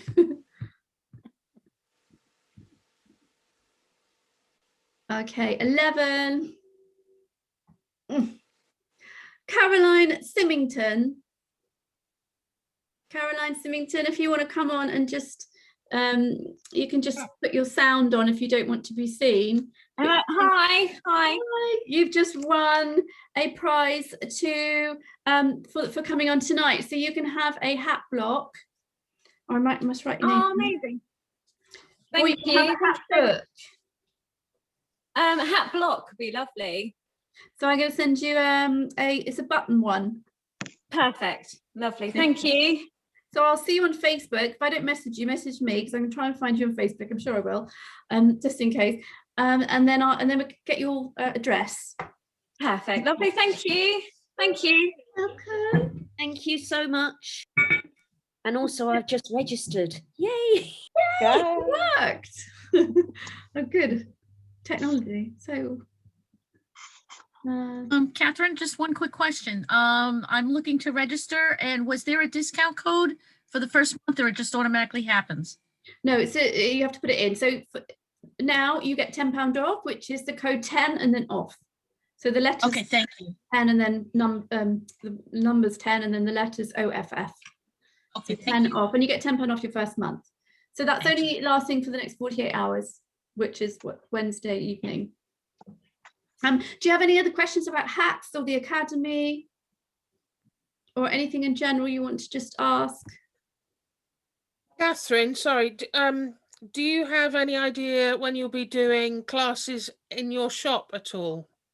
Yeah, when we're allowed to be close. I think I need to sometimes help you, do it for you, hand you feathers, and so I know we can be sort of a metre or two apart, but I still feel that we need to be closer so I can help you more stuff. So it's probably going to be June, I'd say, when the because as a driving instructor, being much closer than that, we're looking to go back April the 12th.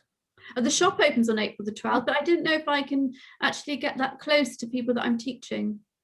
Oh, but you can. Sorry, you're a driving instructor, so you're allowed. Okay, I'll look into it. Yeah. I need to learn how to drive. So I'm really happy about that. Maybe we can come to an arrangement. Yes. Where are you? I think you'll find that's just one-to-one. I'm in Windsor. I'm a beauty therapist, and we're going back on the 12th of July behind a mask, behind a visor, with gloves and an apron. So okay, I think it'd be you know, like that's that. loads of PPE. And Oh, I've got to fog the salon room in between each client. So you are looking at after the 21st of June to be able to work close to someone without all the yeah, because I've got all the feathers and so many things around. I mean, I know it's all right, but they don't know, and you never know. So. It may be okay one-to-one, but to have more than one, do you have more than one person in your classes normally? No, yeah, we definitely won't do the events, so I'll only do one-to-one if I do it. But I'm thinking June if I do it. Yeah. Well, as another question, they've announced that Royal Ascot is going ahead. I heard that, but is it going to be a little bit less people? But yeah, yeah, exactly, socially distanced. But perhaps we could have a hat group day out. Oh, that would be amazing. When they do London Hat Week, normally we always meet up, so as many as can. You know, there's a launch night. And then all the milliners who are coming down, we all have a drink beforehand in a pub. So we couldn't do that last year because of COVID, but everybody that's in the academy, you know, we all meet up. But yeah, if we can do like a June one, an Ascot one as well, that'd be nice. When's London Hat Week this year? Is it October, September? Yeah. And they've moved it. But do you go on the walk? Do you go on the hat walk? I don't, because I don't go to London on Sundays. It's not my only day off. Oh, we go on the hat walk. Oh, that's good. I'm going to have to go, but I just wanted to say thank you so much. Oh, thank you. You're welcome. I'm glad you enjoyed it. Catherine, can I ask a quick question?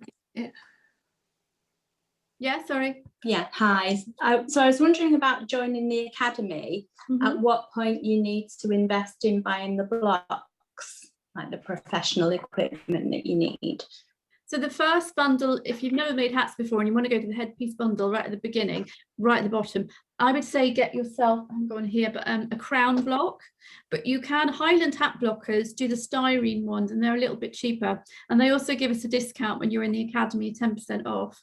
So you can always get one from them, or you can use, just grab yourself a polystyrene head from one of those shops that, you know, Moreplan that sell these things. And then you can put paper mache over it and just things like that to make it a little bit stronger if you can't afford blocks. So I don't want people to feel that they're gonna have to spend loads of money on that and then penalize them if they haven't got the money. So I think there's always objects around, like we use the glass, you know, for this hat, little baby button ones, you can buy them this size, but you could use bowls like this. But if you can invest in a crown block, then that's really useful, because we do use that a lot throughout. And the other thing is a button block, which I can get for you, which is a really reasonable price, because they're normally around £90, but I can get them for, I think it's 32. So a little button one. So you can buy little fascinator ones like that. The other thing is, but I tell you in the Ascot bundle, the other one is a massive brim block that I use a lot. But in the Ascot bundle, I teach you how to do the same thing without using that. You can use a flat surface. Right. There's ways around. Thank you. You're welcome. Thanks. Catherine. Hello. Hi, can I ask a question? Do you ever do any courses outside of London? Do you ever go north or anything and run courses outside of London?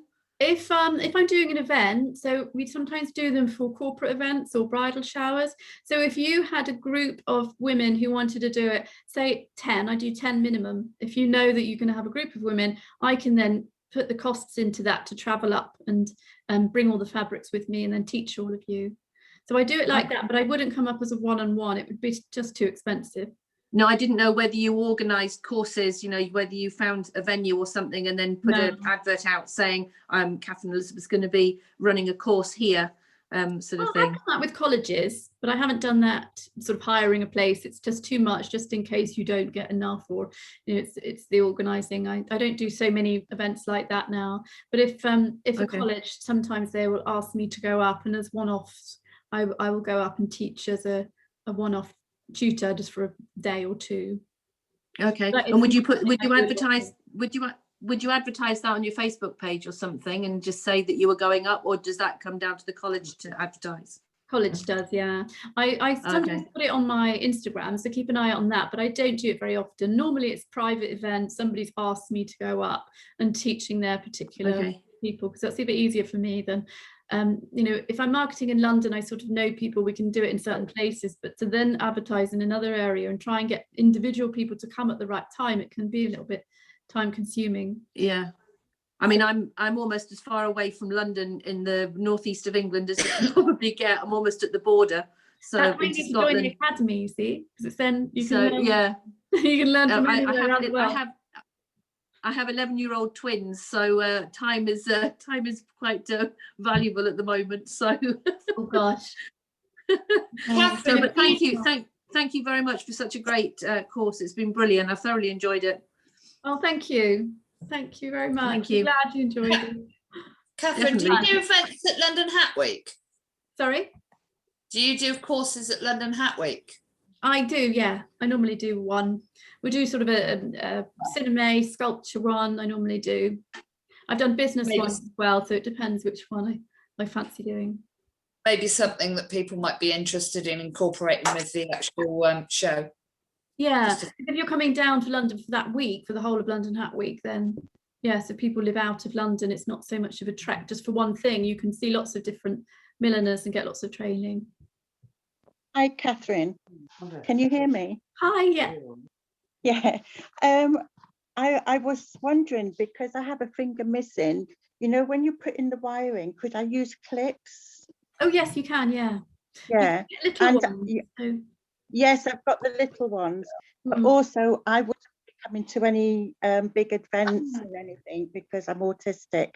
So that would be out of the question. So I'll just stick. So I don't want people to think I'm being awful not going.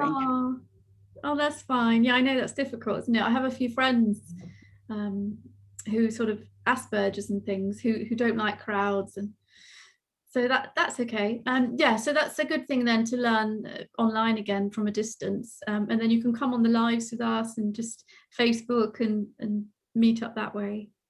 Yeah. But nice to see you. Nice to see you. You're in the academy, aren't you, anyway? I am, yes. I just started back doing stuff. Yeah, cool. They're cute. Anyway, I'm going to get going. Bye. And thank you. Oh, you're welcome. Thanks, Trish. Just one thing to say, Catherine, so everybody knows, is the other group is actually private and only for members, so you don't get any spammers. Oh God, yeah. I blocked 2 people, and then we had another one today, didn't we? Yeah. You put up, so we got rid of her as well. I find that so annoying, and it's so stupid, as if you're going to get any business by saying things, you know, just blurting out what you sell. But anyway, we've got rid of her. Yeah, mostly our Inspiring Creative Women is good as well. It's just we've had so many people in lately. I think they just slip through the net. But yeah, our Inspiring one is smaller. We've got about 250 odd people who you know, are in, and it's really nice, and we all help each other. So you put up a piece of work that you've made, you can get advice, you can give advice, you know, ask me anything. I go in every day, so it's just a little bit more you're like a tight community. And thank you for all of you that are in the academy already and just help so much and are so supportive, so thank you. Thank you. Thank you. We've learnt so much, Catherine. You certainly have. Yes, thank you. You're my friend. I just joined. It's been amazing, Catherine. Thank you. Keep losing signal back. Thank you. Are you all Catherine, right? Oh, sorry. That's fine. Jackie, go ahead. Yeah, with the coming back to the VIP, if I joined over the next couple of days, would I start in March? And do you know what I'd be starting with? So you can pick, I would go through the bundles and just have a look, and then because they've only got headings, so then you need to click in and just have a look at the videos and see what's in there. They've all got headings, and to see if that's right for you. I pick an easier one, so I'd go for the headpiece one first of all. Do Right, that. so you do the the Academy bundles, but doing the VIP. Yeah, so the VIP is an extra. So you don't have separate bundles. You pick from the Academy, and you're doing that, and then you hand that in to me at the end of the month. So you would work on that month. It just pushes you to do more every month. You're learning more. It's for people that want to do it more as a business. They want to learn more and really, hone in on their techniques, because you get help anyway, but you get more help with that, because I can't always answer everybody via email and things. Otherwise, it's normally just in the Facebook group. So you get a little bit more attention in the VIP, and you get the special Q&As. We've got one coming up at the beginning of March. So if you joined, you can join in on that one. You won't have anything to show us yet, but you can just come in and then listen. That's on the 4th of March this week. Right. March, aren't we? What block would I need to do the first bundle? So you'd want a crown head block. Right. Okay. I don't have one right here. But you can, if you message me on Facebook, I can send you a picture. Okay. But if you don't have that, you can use a polystyrene head. That could be your sort of one. It's not going to, because you're making a headpiece, so it's not going to fit your head exactly, but you're making a piece that goes on the side, so it's sort of okay. Or if you have anything like a round wooden bowl that you could use the side of, then you can manipulate that into a headpiece. Because it's teaching you how to wire and edge and trim it up and put the elastic in and doing all those things. So it's really good. That's a good basic solid thing to do with millinery. It's a really good bundle to get into and learn from straight away. Brilliant. Thank you so much for your time. Thank you. You're welcome. Catherine, sorry, very quickly. Are there different sizes for the crown head blocks? I know there are for the button ones. Yeah, buttons I've just got to small, and then the normal medium, and you can get a larger as well. But I normally use the medium for the button. But the crown ones, you get it in different inches. So I always use a 22.5 inch, because if you're doing a crown and brim hat and you're putting the two bits together like we've just done, it shrinks it by 1/2 inch. So you need, so 22.5 is going to make you a 22, which is the standard head size. Okay. So get them on an inch bigger. I think if you go to Guy Morse's standard one, what he sends you, if you don't say anything, is going to be a 22.5 anyway. But I also have a 21.5. Okay. I've got small heads, and then you can make it bigger as well. I can show you that in the Academy, how to make your 22.5 an inch bigger, so you've got a 23. So there's ways around it. You can't really make it smaller, but to make it smaller, you would put Petersham in, you put lining in, and things like that to make it smaller. Okay. Thank you. Sorry, Sheridan. Quickly. Can you hear me? Yeah. Hi. Oh, thank you. I was just going to ask, because I've been in the Academy since, this is really shameful, last year, and I haven't blocked anything. I've literally watched. Well, I've done. I don't know. Busyness, I guess, because I teach and I'm in a private school, so we haven't stopped teaching. So it's been quite full on, and so I've put it off, and I watched the first one and I got a bit frightened by the whole blocking thing. And obviously then every time you do a challenge, I do it and I join in, but it's almost like that's the push that I need to do it. If you are using a block, so I have bought stuff from Petersham's, but I haven't actually bought a block yet.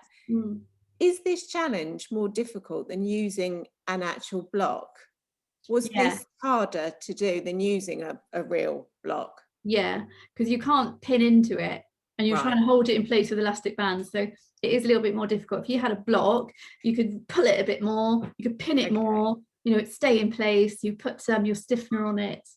So yeah. Okay, thank you. Yeah, because I watched the first bundle, and I just got a bit scared. I thought, oh my goodness, I'm never. I do want you to feel like that. Always message me or put it up in the Okay, thank you. No, don't hide and feel like you can't, because once you start and you get into it, you're all right. It's just that beginning, isn't it? And it is a bit daunting. If I start anything new, I'm a bit like that.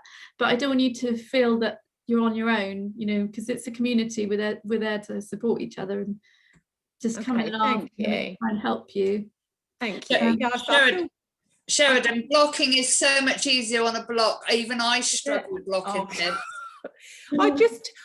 Everyone was brilliant on here. I got to Thursday night and I said to my other half, I'm putting it in the bin. I love your piece that you've made with that point. Yeah.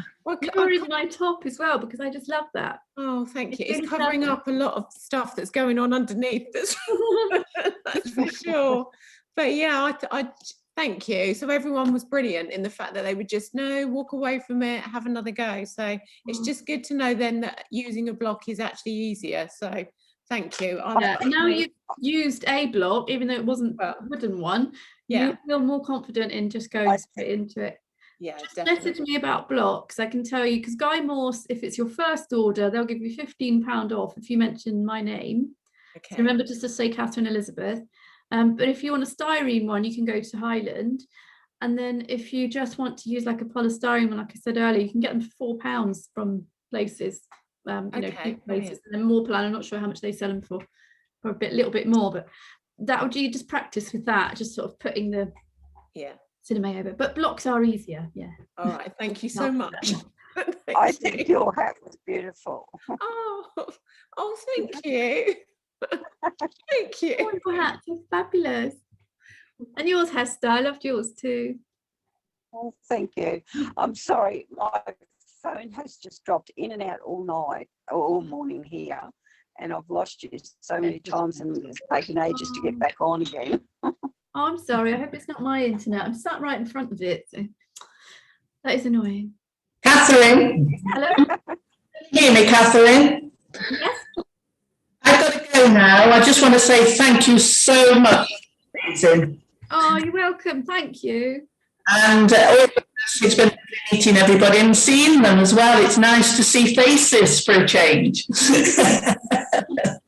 Yeah, because they're always like, and I never really see your faces when I'm teaching you, so it's so nice here to see you, really. Okay, thank you all, and all the best, everybody. And I'll be joining the academy tomorrow, Catherine. Good. Nice. Bye. Bye. Bye, Liz. Hi. Bye. Catherine? Hello. I have a question. I was wondering that, like, I have a small business. For the business bundle, what would you recommend to start with on that? I would go, I love PR, so I would go straight into that. But if you haven't got anything yet, if you haven't made any hats yet and you haven't really got the basic things, get a collection together, because we've got a collection bundle. You can go through that and help to design your collection. Then you need to take photos, so I go to the photographic bundle. Then you need your website, so it's a website bundle. Okay. Then once you've got all those basics, then you can go to the Instagram one and learn all about all the tricks to get a really good Instagram up. And then you can start doing your PR, because you need a shop window to show people when they're looking for you. So if you jump straight in and did PR, then you would, they'd wonder where to look. So if you can get all of those little things ready, and then you've got the confidence bundle. A lot of people need that, but you might need the pricing one, because you might be wondering what to do your prices. I have an Etsy shop that I have hats that I dress. This is now my first foray into actually blocking and stuff. But since I have a storefront, I was trying to figure out where do I even start with, with everything else. Okay. Yeah, you need some photos. Also, maybe you could get with a stylist and just get if there are any stylists working on any shoots right now, they might borrow your hat, so you can get a couple of nice images done by them as well. So you can get just your headshots done with your photography, and then you could get a few stylized ones done if anyone's doing anything, and then put those on your website as well, maybe on the front page. So all these different things will take a few months just to get together, and it'll be a nice journey, so that then when hat season comes back and it explodes, you'll be ready. Can I just one last question? Can I take the business bundle with the hat making bundle, or would that be too much, would you say? might be all right, because as long as you've got time, it depends how much time you've got, but you know, you could be making, I might make one day and I don't fancy it the next day, or I might need to leave my hat for a couple of hours and come back to it and then redesign it. I might be, you know, in the middle of it, and I might need to leave it to dry. So you can do two at the same time, because you can then go to your business bundle, but don't stress yourself out too much by doing too much. And Thank each you very bundle much. is there for you to look at, but nothing's that you can't download them and take them away with you. You're paying for the access. You're paying for the, you know, to come on and have a look and watch as many as you want to, whenever you want to. The only thing I don't say is don't come in and download them all and then leave, because that's not fair on people. Oh, Can't no. do that. I'm not saying you would do that, but just saying that's one thing. So they're sat there on the platform for you to look at whatever you want, whenever you want it. Okay, thank you very much. This has been so helpful and wonderful. Catherine, can I ask a question? Yeah. Hi. I was doing a headpiece bundle. Oh, Nicola, hi. I was doing the headpiece bundle because obviously I've done quite a few of the business ones. And in one of the videos you mentioned the button block. So I used the button block for my headpiece. Did I do it wrong? It's just with the headpiece one, if you do it with the normal crown block, you can then cut your own shape. So it sort of takes I haven't got one of those yet. Okay, well, so when you do, they're really useful because you use the side of it. You can cut points, round bits. You can cut kidney shapes into it. Then you can use the other side for something else. So it's useful to be able to cut your own shapes. But with a button block, that's all you can make. Once you've blocked it, that's the shape. That's it. So I like the headpiece ones because then you can be more imaginative. You can have a really long back and pull that up and curl it over. So button blocks are really nice, and useful, but I like the headpiece one sometimes if I want to, you know, make a different shape. So if I've made a button hat, which bundle was it? So if you'd learnt that before, you might have gone into the Ascot one, because I teach you a bit about blocking in that one, the button one. In the futuristic bundle, I show you about blocking, that one. And in the bridal one, I go over blocking a button one. Okay. Yeah. How many have you gone into so far? Which ones have you done? I just started, well, obviously with the hat making one, I just started at the bottom, and because you did show the button block, I just presumed that that would be okay to use, so I used that, but I might make another one tomorrow. Yeah, go back to that headpiece. It's right at the bottom. But I haven't got a crown block yet, so I have to use something else. You can use a polystyrene head, anything that's dome shaped, just round, because you're not making a whole crown and brim like this where you need to fit it together. So you're just using a section of it. So you can. Because I've made a hat, which I'm really pleased with. It's my first one as well as this, but it was my first lot. I'm gonna. Yeah. So I'll have a look at it again tomorrow. Yeah, I love this one. I can see you better now. It's fab. Yeah, have another look tomorrow. There's so much now to have a look and go through. Yeah. Okay. How's your wrist? You all right? It's getting better. Yeah, I've got a compression glove on it at the minute because I keep getting a lot of fluid in it. So it's physio every 2 hours. But the hat making, they said I could sew, so I was really pleased. Yeah, brilliant. Just can't drive, so I can't go anywhere. No. So no, it's getting better. So yeah, but a great week. Thank you. Welcome. Hi Catherine, it's Christine from Scotland here. I have to go quite soon, but I just want to thank you for a great week. I've never done this before, and I'd like to join the Academy. I don't know, I got confused with all the price things, but did you say I could sign up for a year but pay monthly?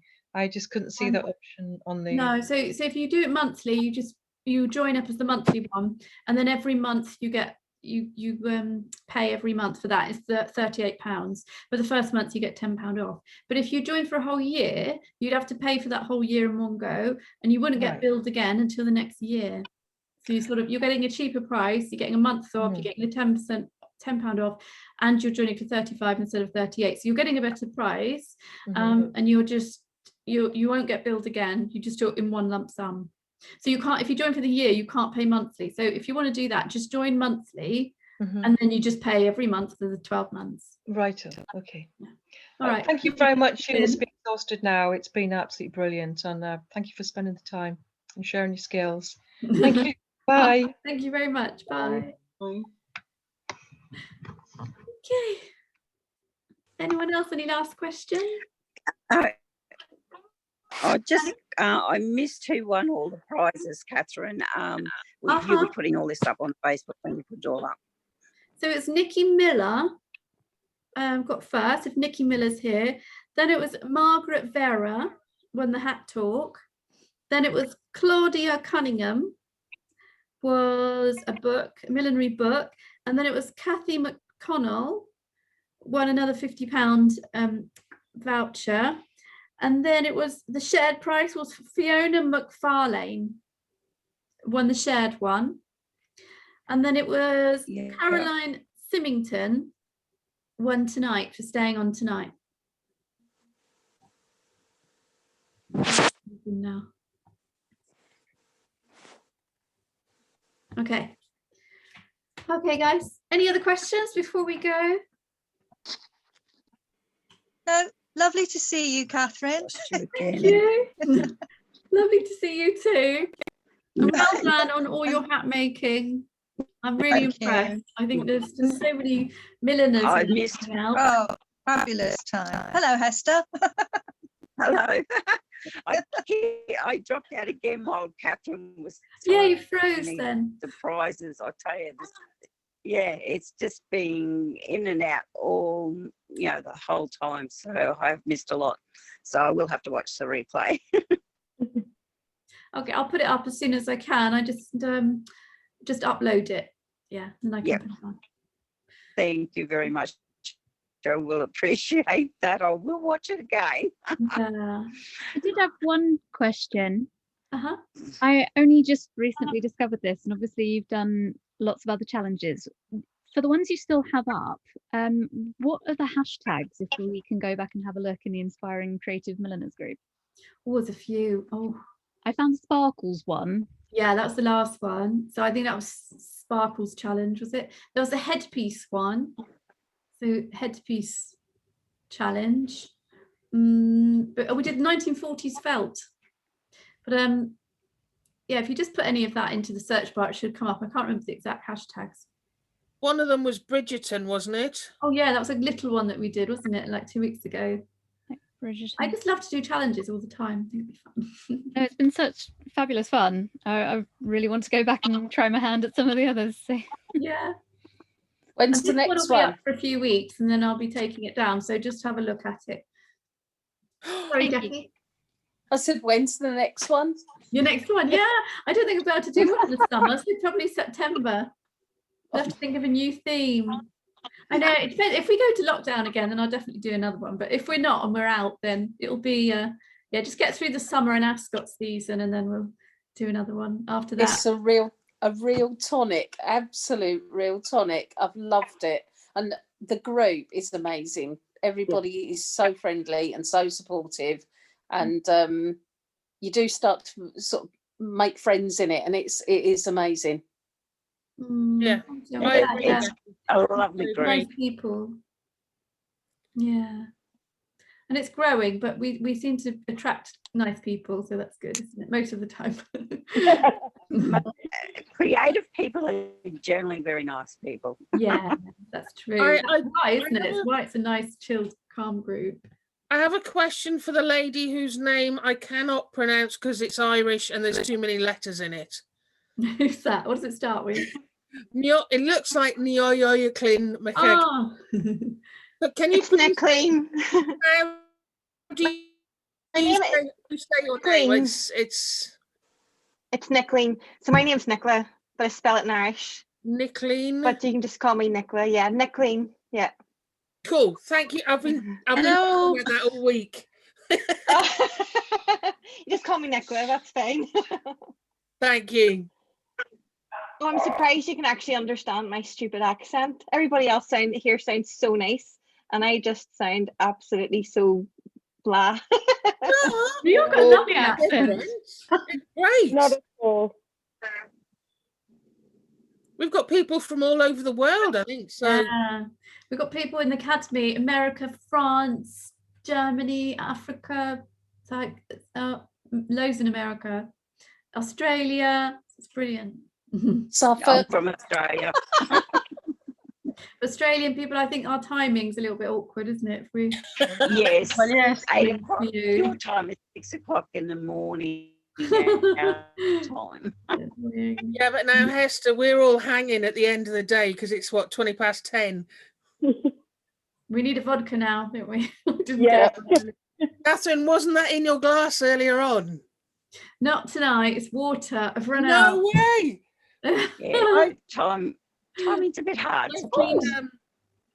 Nice. That vodka. Yeah, you need to try this one. Oh, that's my favourite at the moment. A little bit of Stolly's always good. Yeah. I wondered if I could share something with you all. Yeah. So I've never made a hat before, and now I've made a hat, which I think is brilliant, and I love it. And I'm probably going to get obsessed by it, but I've got a master's to sort out in the meantime, so I have to be careful. You know, they say you give somebody a hammer and everything's a nail. Well, I saw a picture of a tumble dryer on Facebook Marketplace, and I looked at the door and I thought, you know, that'd be a brim. Yeah, you can pick up anything. You'll find all this recycling stuff. I can use that on a hat. Absolutely. So I think this is going to be my new pet obsession. I'd love to join the academy. I'm not sure if I can do it just yet. I'm going to see how that works out for me, but I've really absolutely loved this. And I've never worn a hat in my life apart from a straw hat, and I never thought it would be something for me. You got the hat bug then? Yeah, I think so. It's cool. But I'm a textiles artist, so I want to make my own felt and then work from there. So really, felt techniques fascinate me. So much as I love the hand stitching, that magic of felt and dyes is my happy place. Felt sounds good to me. We should bring in dyeing into the academy. I think that'd be a good bundle to. It would be learn how to awesome. dye different things. So that's always tricky. So completely inspired. Thank you very much. You're welcome. Thanks for coming on. Thank you. Thank you, everyone. Thank you. Have a good night. I'm definitely Annie, did you going want to to be say making something? more hats. Everyone. Catherine? Catherine, Hi, Danny. hello. I wanted to ask you for the next hat we'll have to make. It's the. Did I put a picture up in? Yeah, I put it up into the group. I think the pink one. Yes, I saw them. But when you is it? asked me about it. Yeah. When is it going to be? What dates? You don't I'm know trying to yet? get it up by the 10th. By the 10th. Okay, so because I like to order everything in advance, so I'm okay. Next Wednesday. I want to get it up by. Okay. Yeah. You need. I put a list, didn't I, of the materials? Yes, you so I did. get 2 meters. Yes, 2 meters. Yeah. Yeah. Okay. And Right. then get a bit of lattice as well. Start. Yeah. But the block, what is it? I won't buy a block, but what block is it? How is it called? Because the BB12 was 16. I don't know. 16. I'm sure that was the BB16. Yes. But I think he might have changed, because I bought that about 20 years ago, so he might have changed it to a different letter. So you could always have a look online. But it's got a name. Sorry? Has it got a name other than numbers and letters? No, it's a brim one. Oh yeah. Yeah, it's a multi-block, and then you've got one side which slopes like that, which is the mother of the bride one, and then the other one underneath is okay. gold. Oh, my husband's just come home. Hang on.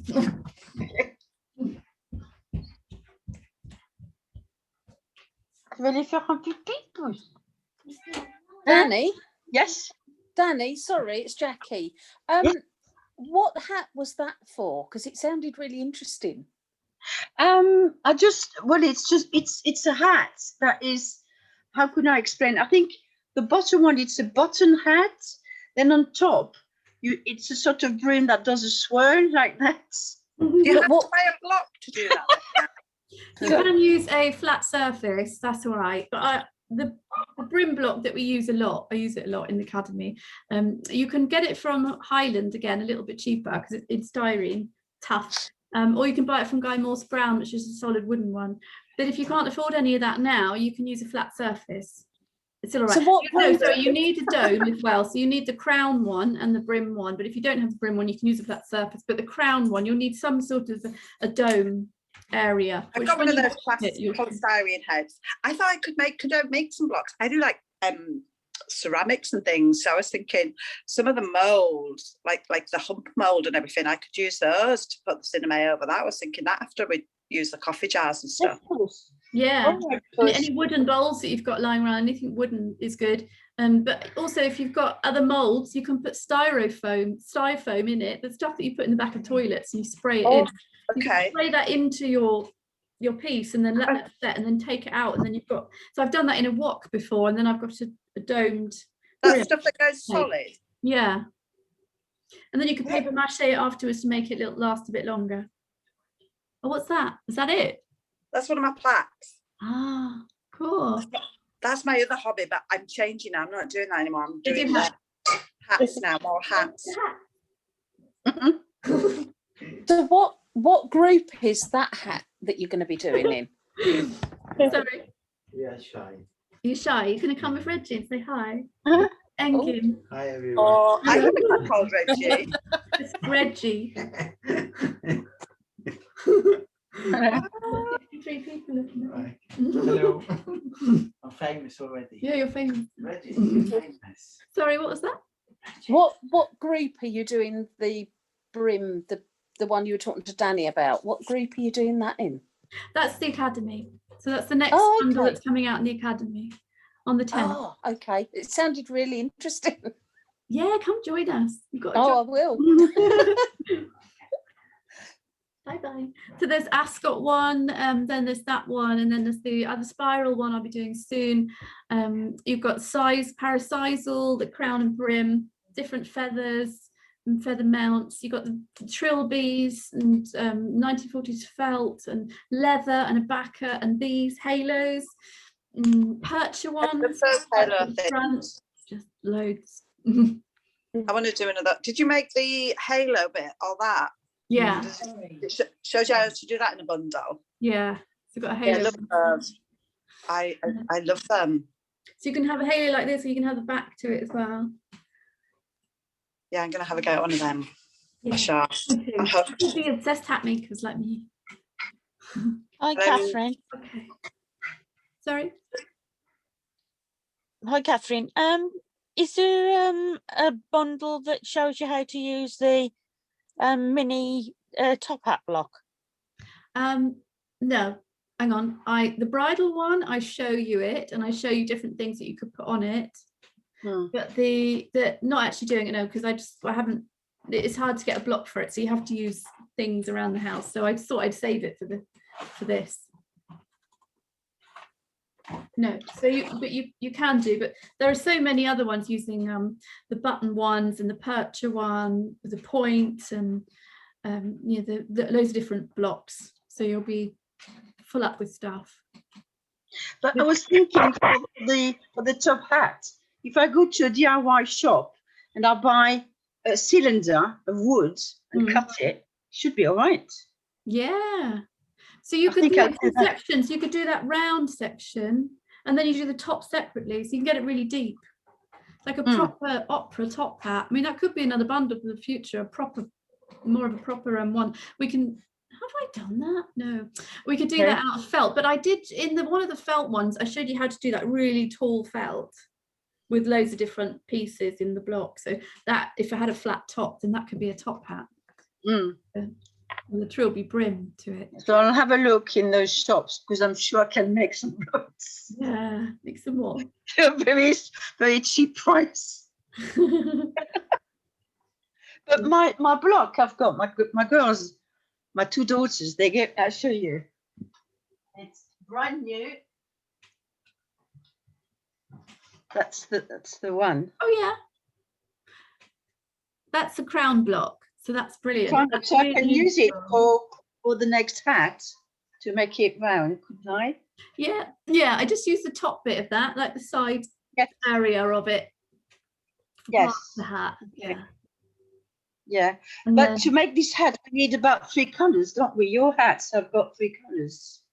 Yeah, so it's all right because the other one I made, the picture I put up was purple and fuchsia pink. So you can stick with that. But the one I show you, the lattice is gold and I sprayed it. So just think about the different colours that you want. You might want to layer it all as well. I have 3 different layers in the main yes, but area. I've got some. So you got I've got different some colour at the back. lattice. I bought some lattice on eBay because I thought it was only called lattice, but when you go to Petersham's, it's a different name. Ah, and, what they call it? but I bought this one, and it's sort of straw. Yeah, you can spray Kind it. of straw. All right. Spray it the colour you want from spray from an art shop. They don't often sell that in many colours, but Parkin do it in gold and silver, and then clear. But otherwise, you have to dye it yourself and spray it. Yeah, because I thought I would have loved to have a white one, white or off-white. You can't find it. I don't have it. I don't think I've had white before, but off-white, yeah, natural colour. All right. Okay. Yeah. But I think it's very nice, and I'm going to use it to make the button that they made with that. Okay. Yeah, because we need to do another piece to go underneath it as well. So if you've got a button block, then that's useful because you need the button one to go underneath. I've got the button block. I have. Yeah. And if you join the academy, there's certain blocks that I can get for you, so we can do a block order soon, which are really good price. You know, they're like £30, £32. Yeah, I bought 2 from you: the button and the teardrop. That's useful, isn't it? That's what if you go to Guy Morse or other places, you know, they can cost you nearly £100. But this one was Stephen Woodcock. Yes, he is going to give us an offer soon, so I need to get the voucher code from him.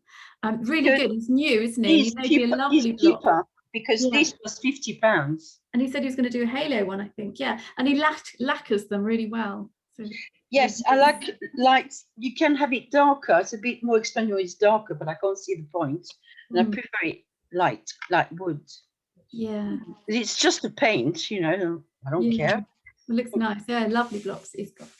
I was very happy to have that for Christmas. Oh, great present. Can I ask, so if I want to buy a block from you, Catherine, is that somewhere in the academy thing where I just go on and do that? Would I do that? I need to put it up so it's a bit easier, but at the moment you just message me. If you're in the academy, you can put it up in the Facebook group, and then I can say, well, does anybody else want one, and I'll just make a big order. And then I've made some notes. What was it? It would be easier for me if I could get like the crown block. Just buy it. The crown block to get first. Yes, that's a good one. That's if you've never made hats before, you want to start off with the one at the beginning. Do that because it's really useful thing to learn, and then you can make so many different shapes from that. I did well. I sent the picture of that other thing that's not finished, that from the other day workshop that I did, which was great. But I am signed up, so I'm going to continue, and so I'm going to take this opportunity to say thank you so much. Oh, you're welcome, Kathy. I've just honestly absolutely enjoyed it, and the only reason I'm leaving now is because I need to go do some bragging and tell somebody else that I won, because I'm so thrilled. Yeah, go. So I'm gonna go wake my son up and wake my son up. My son's in bed, but I'm gonna wake him up because I really need to tell someone.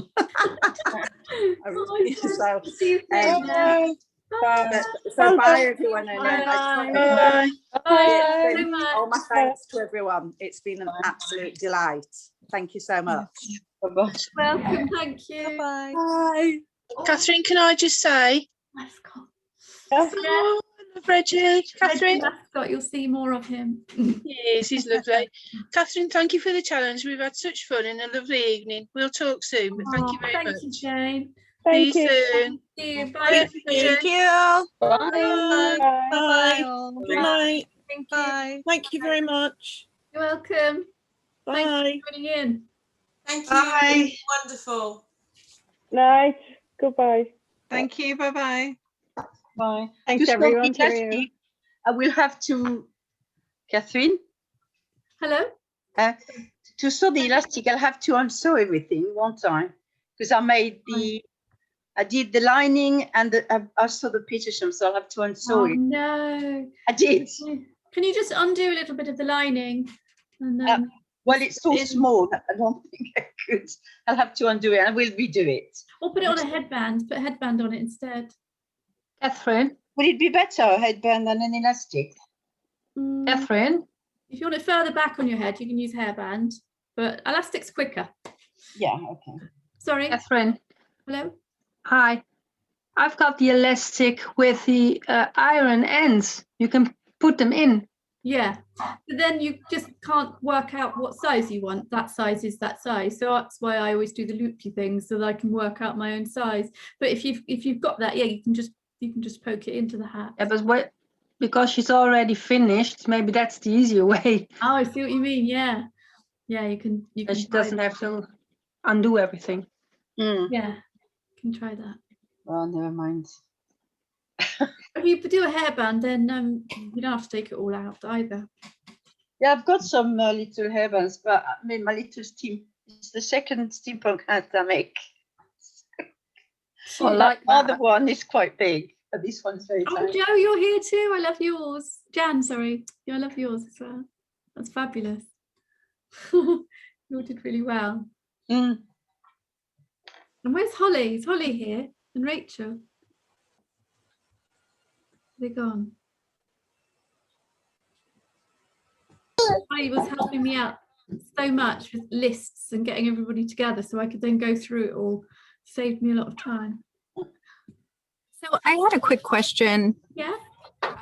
About the Highland delivery. How long does that usually take to deliver if you order a block? A couple of weeks, I think. They're quite quick, but I would say leave it a couple of weeks. And Guy Morse, I would say at least 4 weeks, if not 6.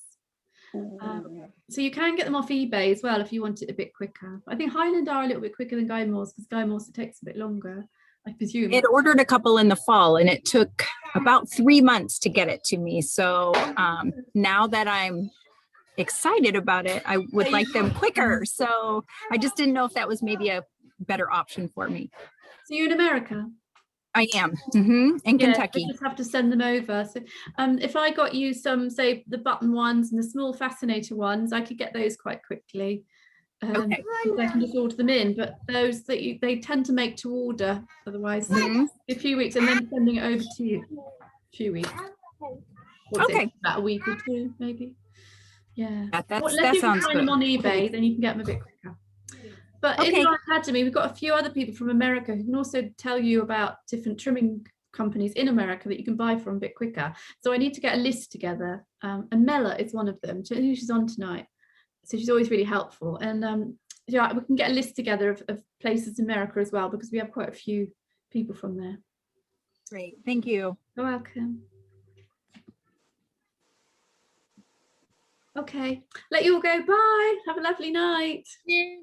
And you. Thank you. Bye. Bye. Bye.